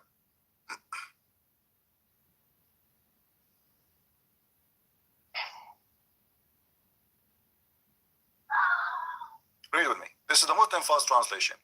It is He, which means who is Allah, is who send a blessing on you, as do His angels, that He may bring you out of the depth of darkness. Look at this madness. Have you ever heard of somebody sending a blessing to someone he is in the darkness, and that may make him go out of darkness? That's stupid. It's like hope. No, but no. If I say you are blessed, you see, isn't it the Muslim? They say if Allah wants something to be, He say be is going to be. Okay. No, but it's not. It's a test. Life, like Muhammad was still. No, my friend. When I say I blessed you, do Do Allah bless me right now? He's blessing me. Okay, is Jesus blessed? Is Jesus blessed? You see, when we say the blessed God, because He is the blessing Himself. He is the blessing for the world. You see, he is the blessing. He is the blessing of the world. He is not about being blessed. He is the blessing. You see, Jesus is different from anyone. Let me explain to you. Jesus is a miracle. Jesus is a miracle. God is a miracle. Jesus is the Word of God. He is the Word, and He's a man in the same time. Jesus is a blessing for the world. He is not the blessed. He is the, when we say the blessed God, for He is the blessing. He is the source. Like we say, the spring of a blessing. He is the blessing for the world. So He is a blessed, yes, because He is the blessing. But look here, my friend. No, listen carefully. You know, in the Bible, my friend, in the Bible, it says that God is not a man. God is not a man who lie. Yeah, God is not a man who and lie. we believe that God is not a man. Who told you that God is a man? Jesus is a man. No, but believe, my friend. You see, the problem Muslims don't use their brain too much. We believe that God became a man, not man became God. When you say God is not a man, that's mean God is not a man. Secondly, when we say that God is not a man, read the rest of the verse. It says God is not a man who lie. So they are speaking about that every man lie except God. God does not lie. Okay? Jesus never lied? Never. But when He said that I will come back in the time of the apostles, that I shall be with you and all that, and then He didn't come. Like, He is with us always, my friend. You see, the Muslims, they quote for us verses about the Holy Spirit. They say the Comforter. Have you ever heard of it? Yeah. Okay. Jesus, He said clearly that I will be with you in the Spirit. So Jesus, we believe in the Trinity. So Jesus He is with us. He said, every two of you mention my name, I will be between them, which means I will be the third. So Jesus, He is with us until the judgment day, until He come back again. Okay, so let me ask you a question. Hold on. Here, what we see in the front of us, that Allah is sending a blessing. May He take you out of darkness. How that can happen? How that can happen? May He. Yeah. What may? If I blessed you, is that a may? Okay. Okay. Let's make it simple for you. If I say to you, I will make you healthy, and then I say, so may you come out of sickness. That's stupid. I make you healthy already. If I promise you health, God said in the Quran He will not do any miracles. That's why God said He's not going to do no miracles for Muhammad. So He's not going to show signs. But here, what I'm trying to show you is not about a miracle. I'm showing you if this is a blessing, how this can blessing be? This is not a blessing. Allah, He pray on you, so you may go out of darkness. It's the same as any man. This is what the word here. They translate the word salah to blessing. Are you getting it? Yes. It's the same. I mean, pray for you, so you may know the truth. So look what happened. Why would God pray? It doesn't make sense. Why would Muhammad say that God prays on him? He knows Arabic. Muhammad is Arab, so he knows Arabic. So why would he use the same word salah? Because you know the stupidity is there. I mean, should I make him smart for you? I don't know what to say. Okay, here Allah, He sent the blessing. This is not a blessing. This is salah, and the proof of that. So you may bring out of darkness. May it's a wish, right? So here He made salah. I pray for you, so you may. That makes sense now, right? Yeah. Okay. Now we continue. Yeah. If we go in the Quran in different places, just to show you that you are talking about, things does not make sense. I mean, what is in Islam makes sense. If we go in the Quran, huh? No, carry on. Okay. If we go in the Quran from the beginning of the Quran, what the first verse in the Quran? Surah Fatiha. What it says? What it says?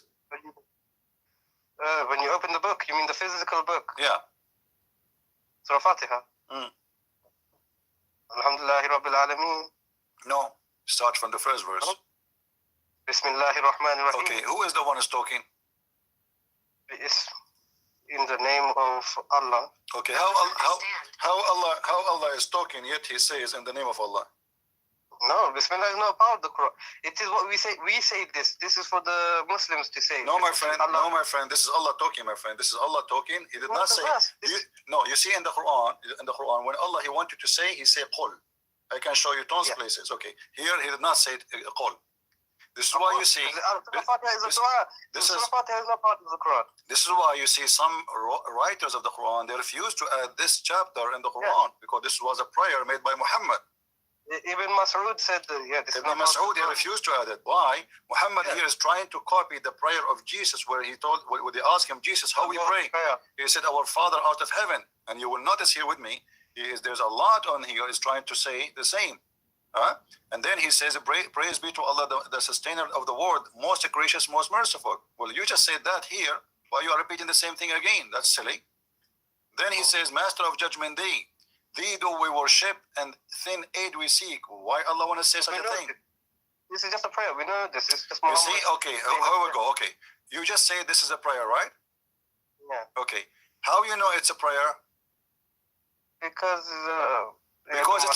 it's a wish. It's a wish, right? It's a wish, yeah. It's a wish. Is it the same as the verse I showed you previously? May you go out of darkness? Yeah, but in the Quran says, Rabbana atina it teaches us dua. No problem. No. That is dua. No problem. But the one is talking here is who? Is Allah. Allah is speaking about his action. Allah in the verse before this one I showed you, Allah is speaking about his action. My friend. No. When I said to you, Huwa alladhi yusalli alaykum wa malaikatahu, chapter 33, verse number 43. It is he who pray on you and his angels, so you may get out of your darkness. You remember? Yeah. So here we go. The salah. I said to you, how do you know that this is salah? Because it's a wish. It's a wish. Yes. It's a wish. Yeah. Okay. If Allah is God, He don't make a wish. He say be is going to be. That's it. So this is obviously is a salah. Now, if we go in the Quran and we try to find how Muhammad present his God for us, how Allah this God he function. Can you find any place for me to explain to me how does God function based on the Quran? Well, you mean how does God function? How he function? I mean, how he understand things. If we go to the creation of the Quran as an example, creation of the earth and the heaven. Do you not reflect? He tells you to be logical. Quran is very logical. Logical? Okay, name for me one thing is logical in the Quran. Go ahead. One thing that's logical. Just one. Just one. A challenge between me and you. Just one thing is logical. Like do not eat pork. Do not eat pork. Okay, let me show you how stupid that is. Why? Because if you say to somebody don't eat pork, you should explain why. وَإِنَّمَا حُرِّمَتْ عَلَيْكُمُ الْمَيِّتَ وَالدَّمُ وَلَحْمُ الْخِنْزِيرِ. Why? Chapter 2, verse 173. You said you are the one who said it. It is logical, right? Okay. What is the logic of saying to me don't eat pork without telling me why? But you must believe Allah. He knows for you what is good. What he knows? He knows nothing. He knows nothing. He knows nothing. We can prove it easy. No, he knows nothing. No, my friend. Let me show you how funny the logic of Allah. If we go in the Quran, in the beginning of the Quran, we will find this.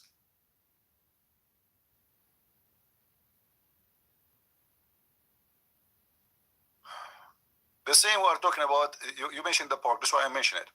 حُرِّمَتْ عَلَيْكُمُ الْمَيِّتَ وَالدَّمُ وَلَحْمُ الْخِنْزِيرِ. Chapter 5, verse number 3. Laugh with me. Okay. Forbidden for you food are dead meat, blood, and the flesh of a swine. Okay. He is repeating the same thing. And look what he says here. Here you will see the logic of Allah. This day I have perfected your religion for you, completed my favor upon you, and chosen Islam for you as religion. Okay, hold on. This is chapter 5, verse number 3. Okay. How Allah completed Islam for us. That's it? Islam completed by saying I forbid you from eating pork? This is Islam? Well, it's not like, it's in context, my friend. My friend, it's so clear in front of you. It says today, this is my translation, this is the New Muslim translation. This day have I perfected your religion for you, completed my favor upon you, and have it chosen for you Islam. No, it's because the people that put the Quran together, they put it in the wrong order. They don't know the order. They just did anything. Thank you very much. Now, do you agree with me? If you put things in the wrong order, this is a corruption? I agree with you, yes. Okay, so how the Muslims, they lie to us and they say Quran is preserved? This is a new fabrication because before this wasn't the Islamic. All right, hold on. But do you have the other one? Is not fabricated. Do you have the other book? Is that, the only book you have is this one? So it's fabricated. We don't have the heaven. We don't have the right ones. Huh? We don't have the correct Quran because. Okay, so the Quran is gone. So there's no Quran. There's no Quran. Secondly, today, this day, I have perfected your religion for you is something Muhammad should say at the last day of his life. Yes. Jesus, when he was on the cross, he says it's completed. That's it. It's perfect. It's completed. It's done. Muhammad, if this is what he said, if he said that, if Muhammad said that, he says, this day have I perfected your religion for you, completed my favor upon you. Now, if the Muslims, all of them, they agree, and I showed you before that the Muslims, they say, if we agree upon something, there's no way it's going to be misguidedness. How they agree upon this?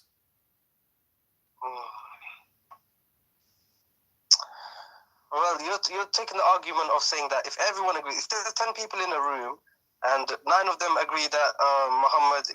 All Muslims agree upon that. I never saw a Muslim who's a true believer in Islam, he say, I don't agree with it. Because Islam is a blind religion. You have no right to question. I gave you the verse. We start with it where Muhammad he says, whatever the Prophet and Allah decide, you take, right? Okay. But why Muhammad did not tell them how to organize the Quran? Why the Muslims they have to take a Quran of Uthman? Did Muhammad leave a Quran before he died? Never. No.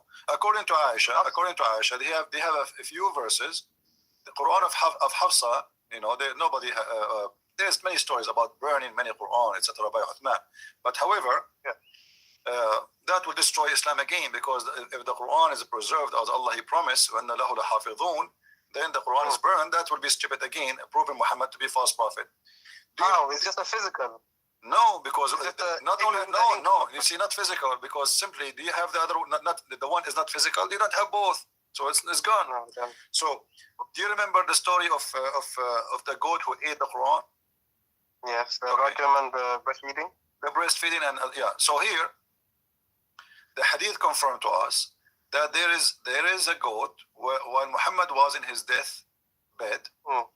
Everybody is busy, and this makes sense. You know, people, important man, he died, so everybody is busy. A lot of people coming, and now Aisha, she said, the verse of stoning and the breastfeeding for adult 10 times was revealed, and the paper was with me under my pillow. When the Messenger of Allah died, we were preoccupied with his death, and a tam sheep came and ate it. How we can? So nobody read this verse before. No one memorized this verse. Do you know it? No. For me, to be honest with you, if I know this goat is going to do that, I will shoot it, because I want to have this verse of a breastfeeding for adults so we can have fun. Me too. You know? Me too, because that would have been good, because then the Muslim would give us their milk. But now, are you still a Muslim or not? I think I'm Maliki. I reject all hadith. But you are rejecting the Quran too. Basically, we don't have the Quran, so there is no Quran. Okay, so you are the Muslim. Why you don't say I am out of Islam? You know, announce yourself, denounce Islam, denounce stupidity. I still believe in God. You know. Okay, my friend.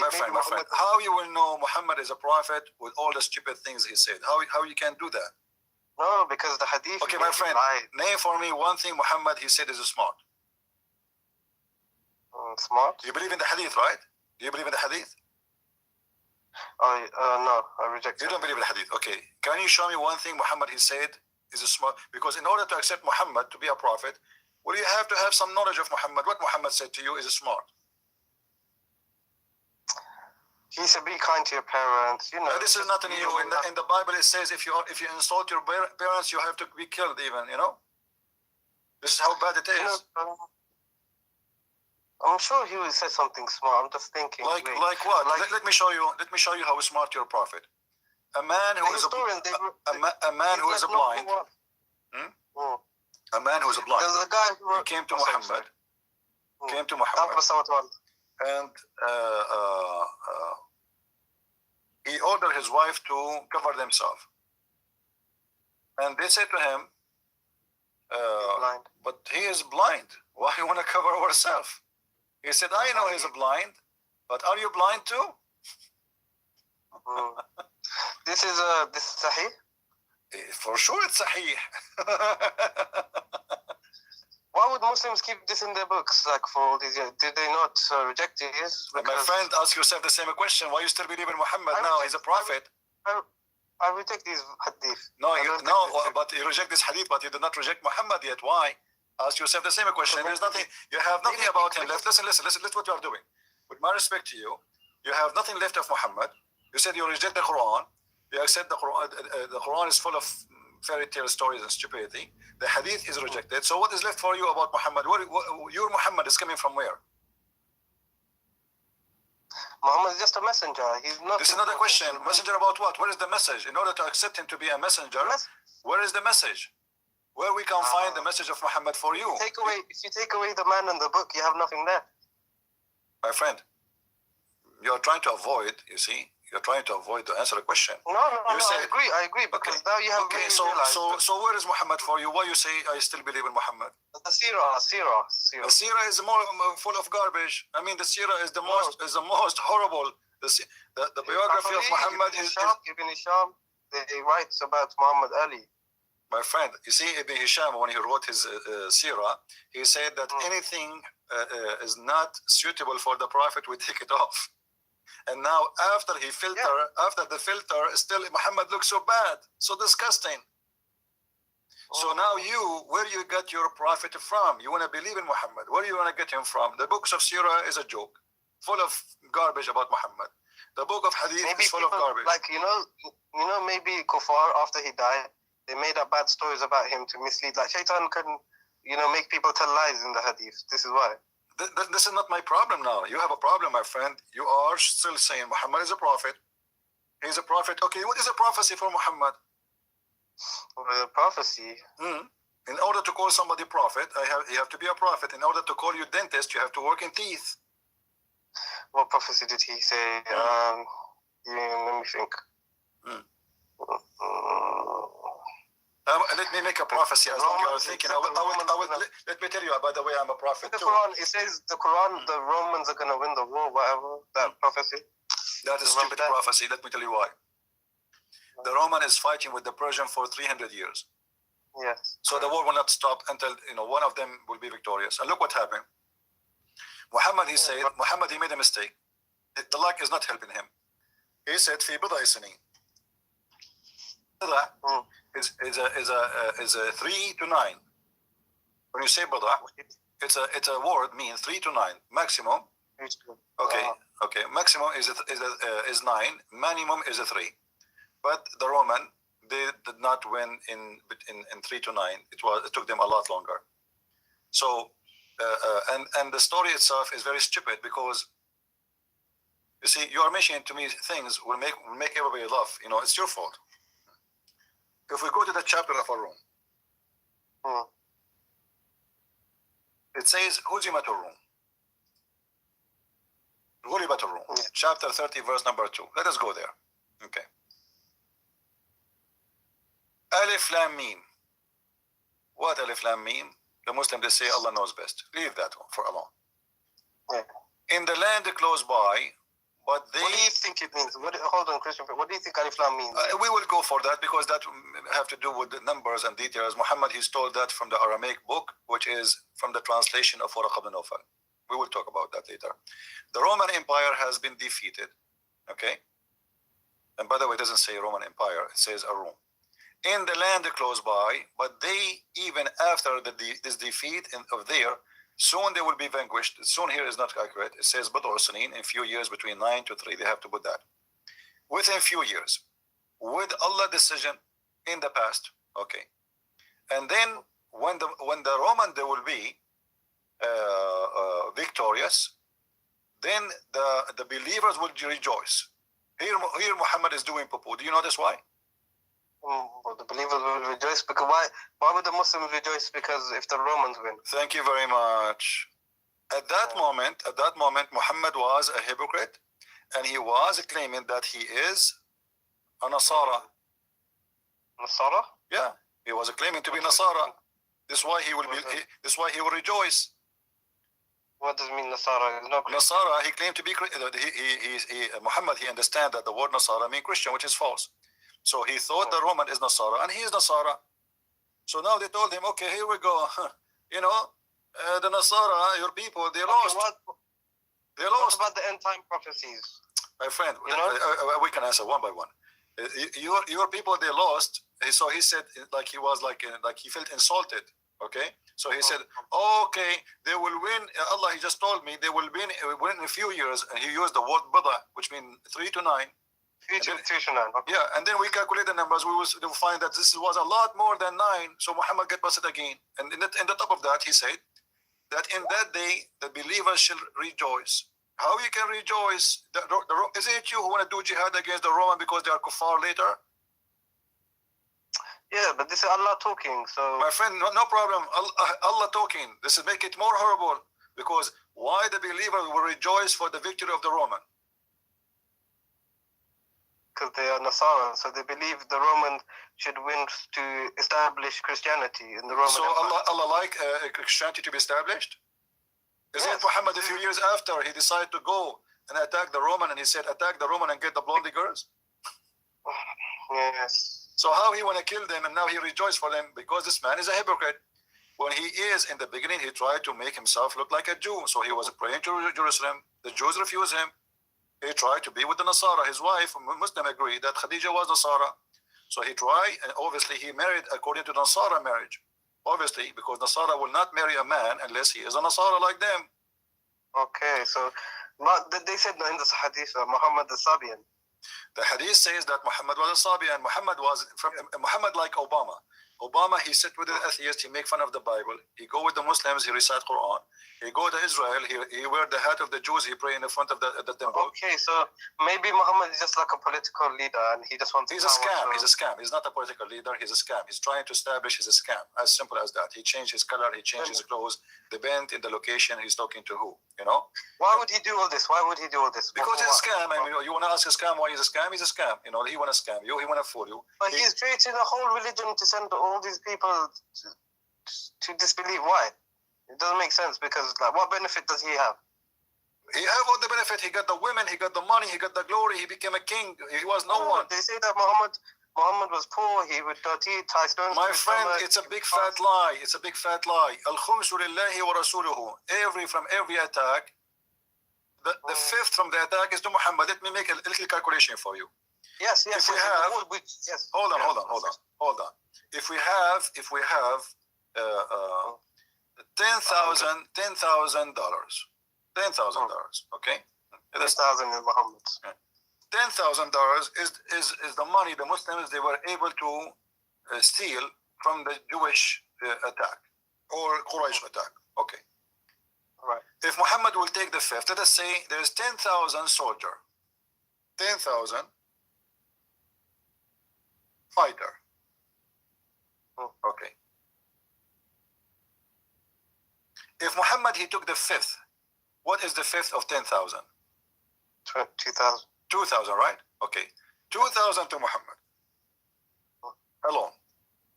Yeah, 8,000 left over between the 10,000 armies. It's not really fair. Now, but this is because this. Now listen. Now, if we divide the rest, that will be 8,000 on 10,000 people. That means each one of them he did receive less than 80 cents. Right. Muhammad he took 2,000. You know, 2,000 for his pocket alone. They'll get about 800 each or something like that. Yeah. What 800? If you divide the 10,000 between, oh no, you're right. 8 cents. Yeah, this is stupid. This is not fair. 80 cents. They will take 80 cents each. So how they say Muhammad was poor? Where is the poor? What did he do with the money? If Muhammad, my friend, what he do with the money? The Muslim they lie to us. They say Muhammad, Aisha, she received 100,000 piece of gold as a gift for her marriage, occasion. Aisha, she insists that Muhammad, when he come to the house, only there they send the gift. People send gifts non-stop. That's a lie. Imagine you. Do you accept really? Hold on. Use your logic. Wait, hold on. Listen. Use your logic. Do you think really that Muhammad is a leader of more than 100,000 people, fighters, including their family, which means that we did not add the number of the family. And then Muhammad himself, he have no food. And Muhammad himself have no money. But yet he have 13 wives. He have tons of slaves to feed. And he have the fifth from every attack. And the Muslim, he cannot even come to Muhammad without paying him in a private consultation. Really? Sure, the Quran says that. You don't know that? Oh yeah, I remember. Yeah. You cannot meet with Muhammad. If I am Muhammad now, the meter will be charging. You know, your bill will be like a $2,000 already. You know, so if you want to meet with Muhammad, before you meet with him, Muhammad, imagine Allah. He made a verse like this. Why would people follow him then? Why would people, if they are poor themselves? Friend, who follow him? You know, the one who follow Muhammad as the gang, Sa'alik. Have you ever heard of Sa'alik? Yeah, the people who raided the caravans. Yeah, those are the Sa'alik. He wrote a letter to the Sa'alik of Tuhama, saying to them, Assalamu alaikum wa rahmatullahi wa barakatuh min Muhammadin, etc. to the Sa'alik. If you obey me, if you join me, you have my protection. If you make me your leader. Again, Sa'alik. Sa'alik. The outlaw. Like in America, they show you outlaw, a bunch of bandit thieves. Yeah, those are the one who joined Muhammad, and this is the one who scared the hell of everybody around him. And those are criminals. They are tough. This is what they do for a living. You know, if you have, like a mafia. If I bring to you now 10 men from the Italian mafia, and we are 50 good men, who is the one who will scare who? Yeah. The criminals. They are criminals. They don't have any ethic. So Muhammad, he used them, and he's about money. They like that. So he told them. This reminds me of the jizya, because I was thinking about jizya. Why do we charge the Christians and Jews for jizya? And now that you tell me this, it makes sense. It's all about the money. Yeah, the jizya. See, Muhammad, he wanted the jizya because he wanted to make money. If he cared for God, he should not allow the Christians. Yeah. If I am a prophet who is fighting kufr, how I accept the Christian to worship the wrong God just by paying me money? Do Allah need money? You know? No. That's false. Anyway, my friend, I invite you to say Islam is a false religion right now, and I invite you to accept the Messiah if you wish to do so. Choose one of them. Which one you want to do? Which one you want to do first? I think I want to study a bit more. But don't you want to denounce Islam first, to say Islam is false first? I don't know, because I already said, like, I'm iffy about the Quran and I reject the Hadith, but... So you're out of Islam. So thank you very much. You are out of Islam. I'm so happy for you. Feel free to call me anytime you want. We will give a chance for more callers to call, you know. Yeah, because I wanted to talk a different debate. Okay, you can text me next time if you want to talk, okay? You can text me. I don't text people. I text you back because you said to me you want to talk to me. That's why I do. All right? Okay, I'll text you. Feel free to call me anytime. No problem. Thank you.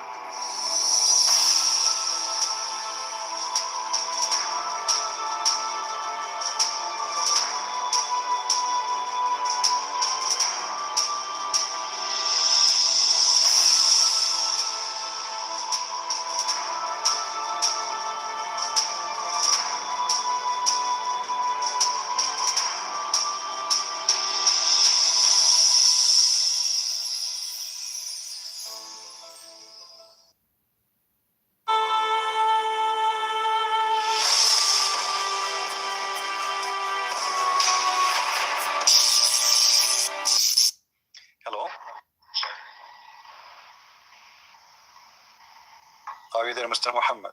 I am here. All right. How I can help you, my friend? Do you have a comment about what we said? I want to explain why you were very afraid in the last call to let the people speak, to let the people hear what I was saying. I'm very afraid always. Go ahead. Make me afraid again. I wish to explain that I have made a video on the channel with full subtitles. You will find it on Answers to Christians. Okay, and this video has explained all of these. Why you don't explain to us here? You know, why Muslim they get spanked when they call me, and then later they make a video to explain how the spanking happened. Explain, defend yourself. Here we go. Go ahead. Okay, but you made. I want to speak about. I want to ask you a question. Would you accept a prophecy after Jesus, or would you not accept it? A prophecy after Jesus? Yes. Well, I made a prophecy yesterday. Yesterday, I said somebody is going to have an accident in the highway. Would you accept a prophet after Jesus if he comes with evidence, or would you not accept him? Well, evidence? Okay, what evidence? Show me. Go ahead. I'm not going to accept a prophet without telling me what is the evidence, who is the prophet. I mean, you want me to accept just to accept? If you can show me something good, let us see. Go ahead. And don't you claim that prophecy is known through evidence? My friend, somebody, he is a prophet, he have to provide, in the Bible, give us a category for a prophet.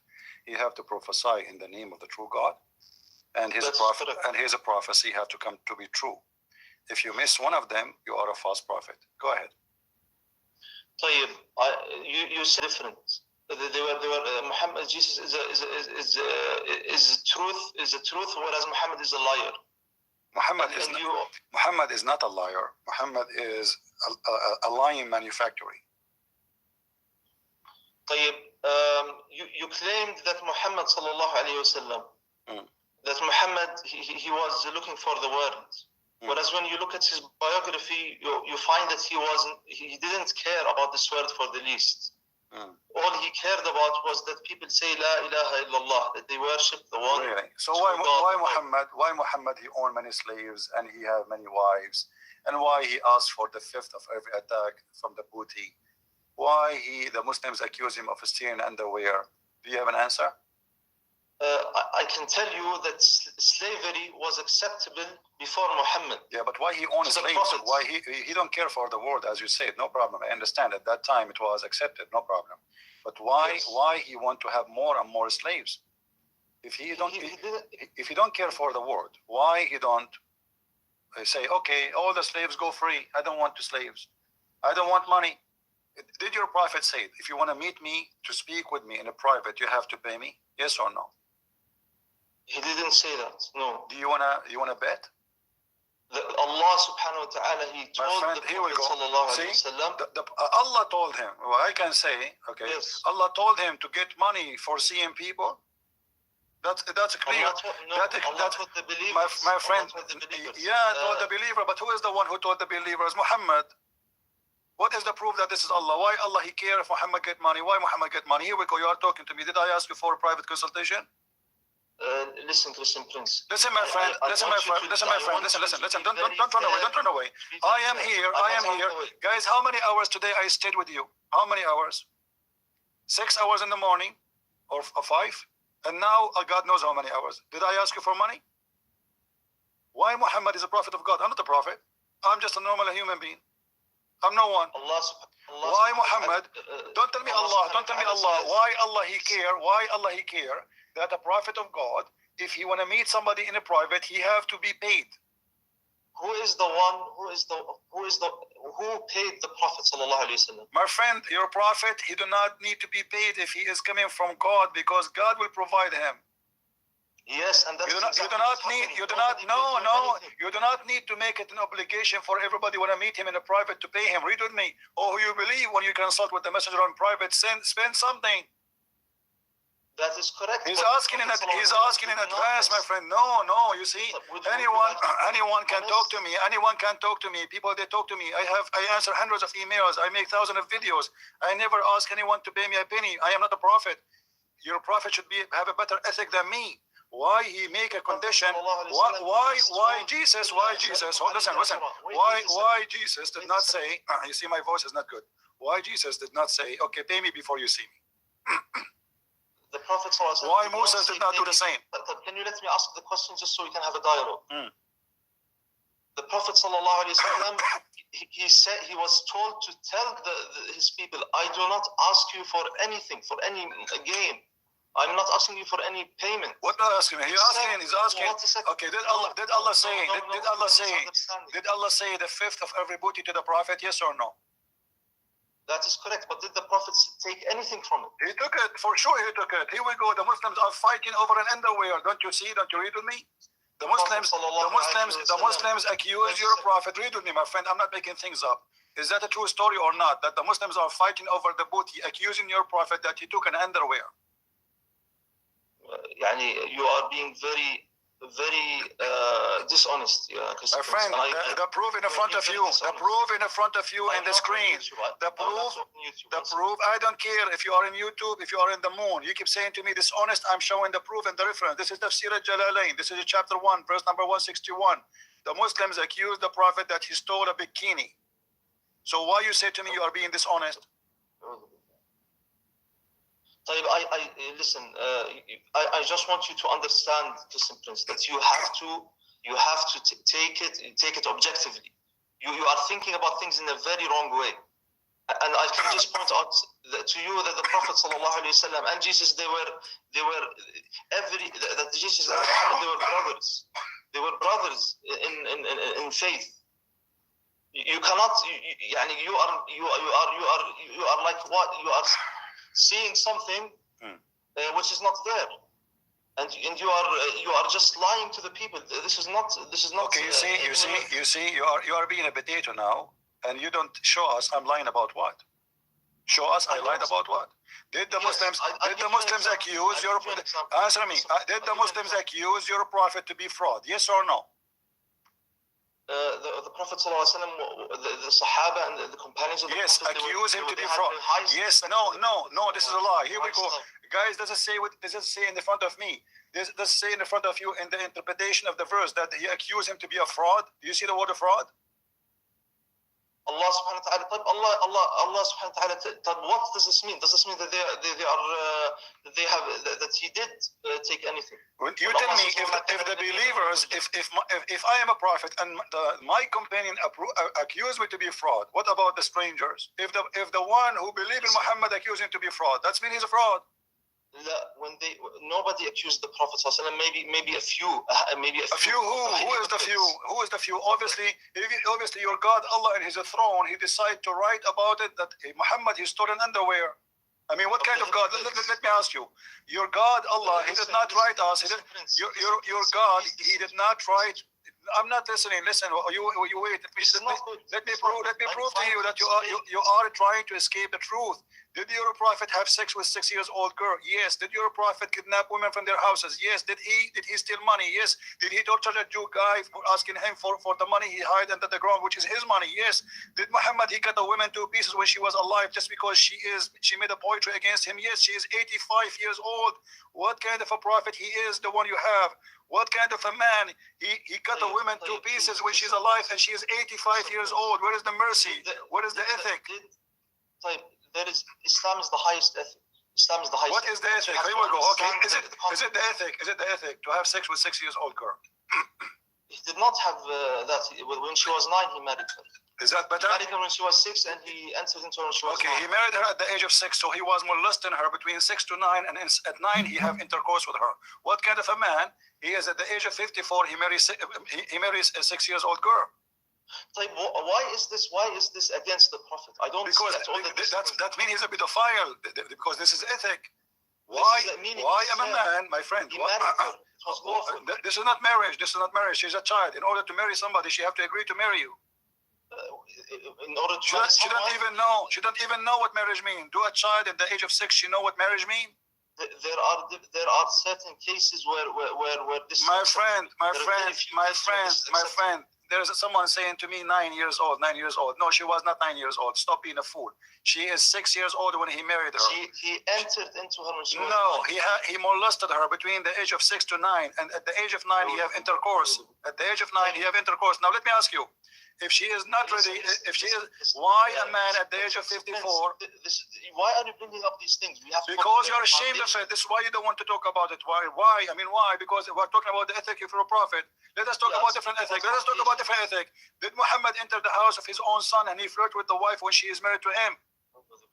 Did he or not? Say no. I challenge you to say no. What foundation? What kind of foundation? A prophet of God, he entered the house of his own son when the son is not there and he flirt with the wife. The Prophet ﷺ was the highest moral character. What highest? If your father, be honest, if your father enter your house and he flirt with your wife, is he a highest person? Or he's a scumbag? This is inconceivable of the Prophet ﷺ. What inconceivable? What kind of a prophet? Answer me. Why he did that? Explain to me why he did that. Why he flirted with the married women? I just want to. I want to. No, answer me. No, answer me. Why he flirt with? Give me a logical explanation. He is a high ethic. He is the best of mankind. He is the best of people. But he entered a house of the husband, which is his son, and he flirt with the wife, and he said to her loud with the loud voice, "My heart is flipping for you. Praise be to Allah. My heart is beating for you. I want you." What kind of man he say that? What kind of a man? Okay, here we go. Let me show you. Guys, he said to bring the hadith itself, right? The second I will show it to him, he will say, "I don't believe in this." So just wait. Hold on. It has to be. Hold on. Not necessarily. Hold on. Not necessarily. Yeah. It's authentic. Yeah. It has to be. Yeah. Authentic, it's your books. Nothing in your book is authentic anyway. My friend, nothing in your books is authentic. Nothing in your book is authentic. The Quran is not authentic. The Hadith is not authentic. Muhammad is not authentic. Allah is not authentic. So why are you asking for something authentic? All of you is not authentic. And when you say, okay, listen, and you are the one who said it have to be authentic, and this is a proof that Islam is a false religion. Because why you Muslims have books are not authentic about the Prophet? Because you Muslims are liars. Otherwise, you tell me. It is because we Muslims, we narrated everything, the lies and the good things. You narrated the lies about your Prophet. I mean, this is a wonderful job. Let me ask you a question. Did your Prophet say, "Don't write hadith about me"? No, we transmitted everything. Did your Prophet say, "Don't write the hadith about me"? Yes or no? He did say that. Okay, so why you write the hadith? Because you don't understand what is the context. No, tell me. No, why you write the hadith? If he said to you, "Don't write hadith," why you write the hadith? I want to have a dialogue, just to make sure that you understand. If you are honest, you will come to the truth. If you are dishonest, people will find out the truth. You should care about the truth. So let us speak. My friend, I'm letting you speak. I'm asking you. Why the Prophet he said, "Don't write the hadith," and you Muslim write the hadith? Who is stupid here? The Prophet sallallahu alaihi wasallam. There are now many points. Can we go into them one by one? Yeah, let's go to the one about your Prophet flirting with Zainab. Bring the hadith itself. All right. Put it on YouTube.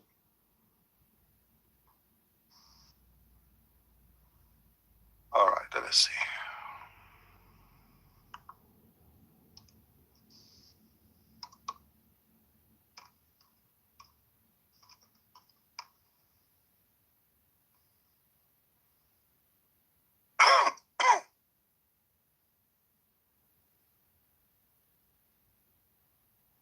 And I just want to clarify that I'm not a sheikh. Because I don't care if I'm a sheikh, people now understand that I'm not a sheikh. My friend, I don't care if you're a sheikh or not. Okay, this is not the last of my worry. But I care that are you preparing yourself to say that you know nothing? You know, is that what? Okay. Alhamdulillah, I am inshallah, I'm on light from Allah. I'm on guidance. Okay. You are in error. Okay. But we have to have dialogue. So all right. Okay. Here we go. Let us go. Do you have the Quran with you? I told you I memorized it. Okay. Which chapter in the Quran speak about Zayd? Which verse? فلما قضى زيد منها وطرا الأحزاب, the 6th page. The Ahzab what? 6th page. What 6th page? No, which verse? I don't remember. I don't remember. فلما قضى زيد منها وطرا. All right. So this is a chapter 33, verse number 37. We will go to the interpretation. I will make you read with me, so you don't say I'm making things up. Read with me this one in the screen. Do you see it? 1 second. Where is the hadith? Yes. Okay. 1 second. Just a second, because I'm working on YouTube. It's on the screen now. Yeah. Okay. Good. I don't see it yet. 1 second. Yes. Now I see it. طيب. Read and translate for us, please. طيب. What is this? 1 second. Where did you get this? 1 second. قلت هذا القدر الذي أخرجه مسلم في صحيحه. Okay, can you go up just a little bit up so I can read from the beginning a little bit?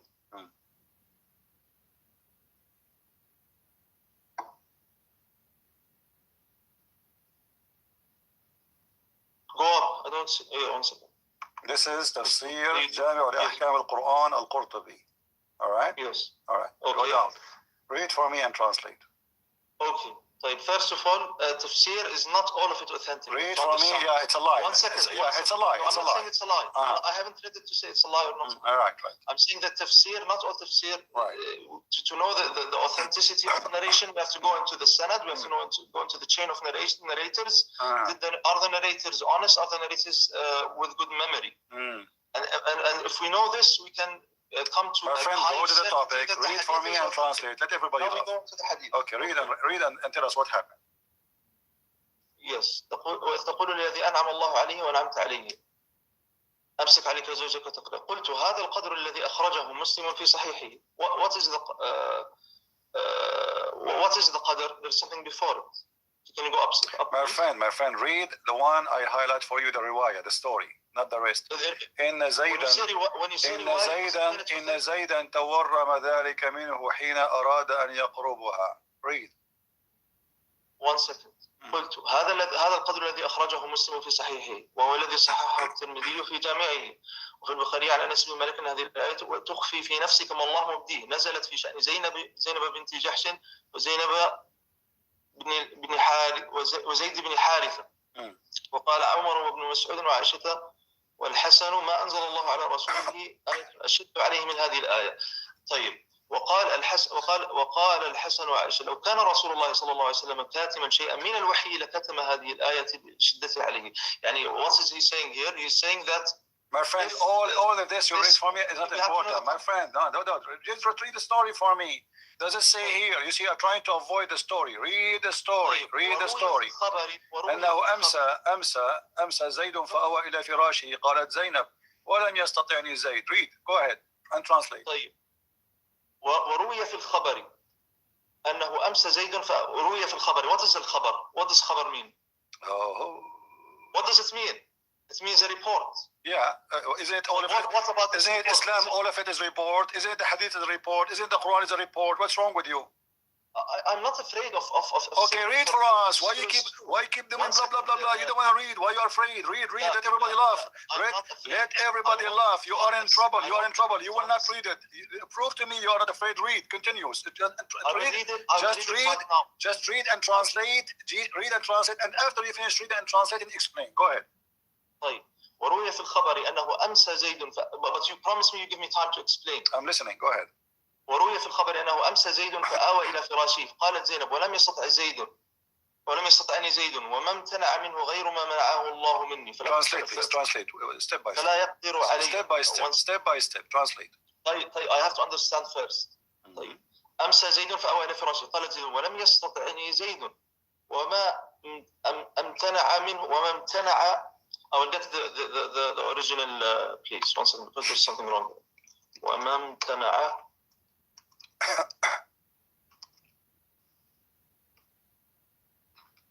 Let us make it simple, my friend. It's going to take you 10 hours to read it, and suddenly you do not know Arabic. Suddenly you do not know Arabic. Suddenly you need to understand, guys. So why you don't read?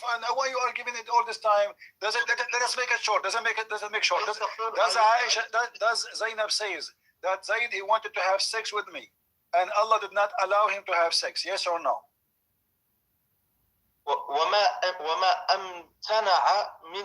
امتنع منه غير ما منعه الله منه. Yeah, does it say that? Do you agree? فلا يقدر عليه. Yeah, do you agree that he tried to sleep with her, but Allah did not let him able to do it? Correct. هذه رواية بعصم. My friend, does it say that or not? Possible. But no, it doesn't say possible. It is. This is what it says. Don't lie. Probably. Don't say properly. This is what it says in front of your eyes. Stop lying. I don't know. What do you mean you don't know? It's in front of you. Because there is. It's in front of you. It's in front of you. Now, as long we put you in the corner. Now, how Allah made the man not able to have sex with Zainab? Can you explain to us? وما امتنع منه غير ما منعه الله مني. It seems as if he was unable. Yeah. Why? How? What happened? Explain. Read the rest. لا استغفر الله وما امتنع منه غير ما منعه الله مني. وما امتنع منه. Let me teach you Arabic, man. What's wrong with you? Are you sure you know Arabic? Let me read for you. Shut up. Let me read for you Arabic, man. You do not know how to read Arabic. You are repeating the same sentence for the last 15 minutes, and you keep repeating. No. And you claim that you know Arabic and you know Quran by heart. وما امتنع منه غير ما منعه الله مني فلا يقدر عليه. هذه رواية أبو عصمة نوح بن أبي مريم رفع الحديث إلى زينب أنها قد قالت ذلك. وفي بعض الروايات أن زيدا تورم ذلك منه حين أراد أن يقربها. Translate. يقربها. Okay. This means that she was staying away from him. This is what I understand. My friend, does it say there that his penis became swallowing each time he tried to have sex with her? Allah, he made his penis swell. One second. وما أمتنع منه غير ما منعه الله مني فلا يقدر عليه. هذه رواية أبي عاصم بن أبي مريم ورفع الحديث إلى زينب أنها قالت ذلك. She said that about herself. Yeah. And it says here أن زيدا. بعض الروايات. One second.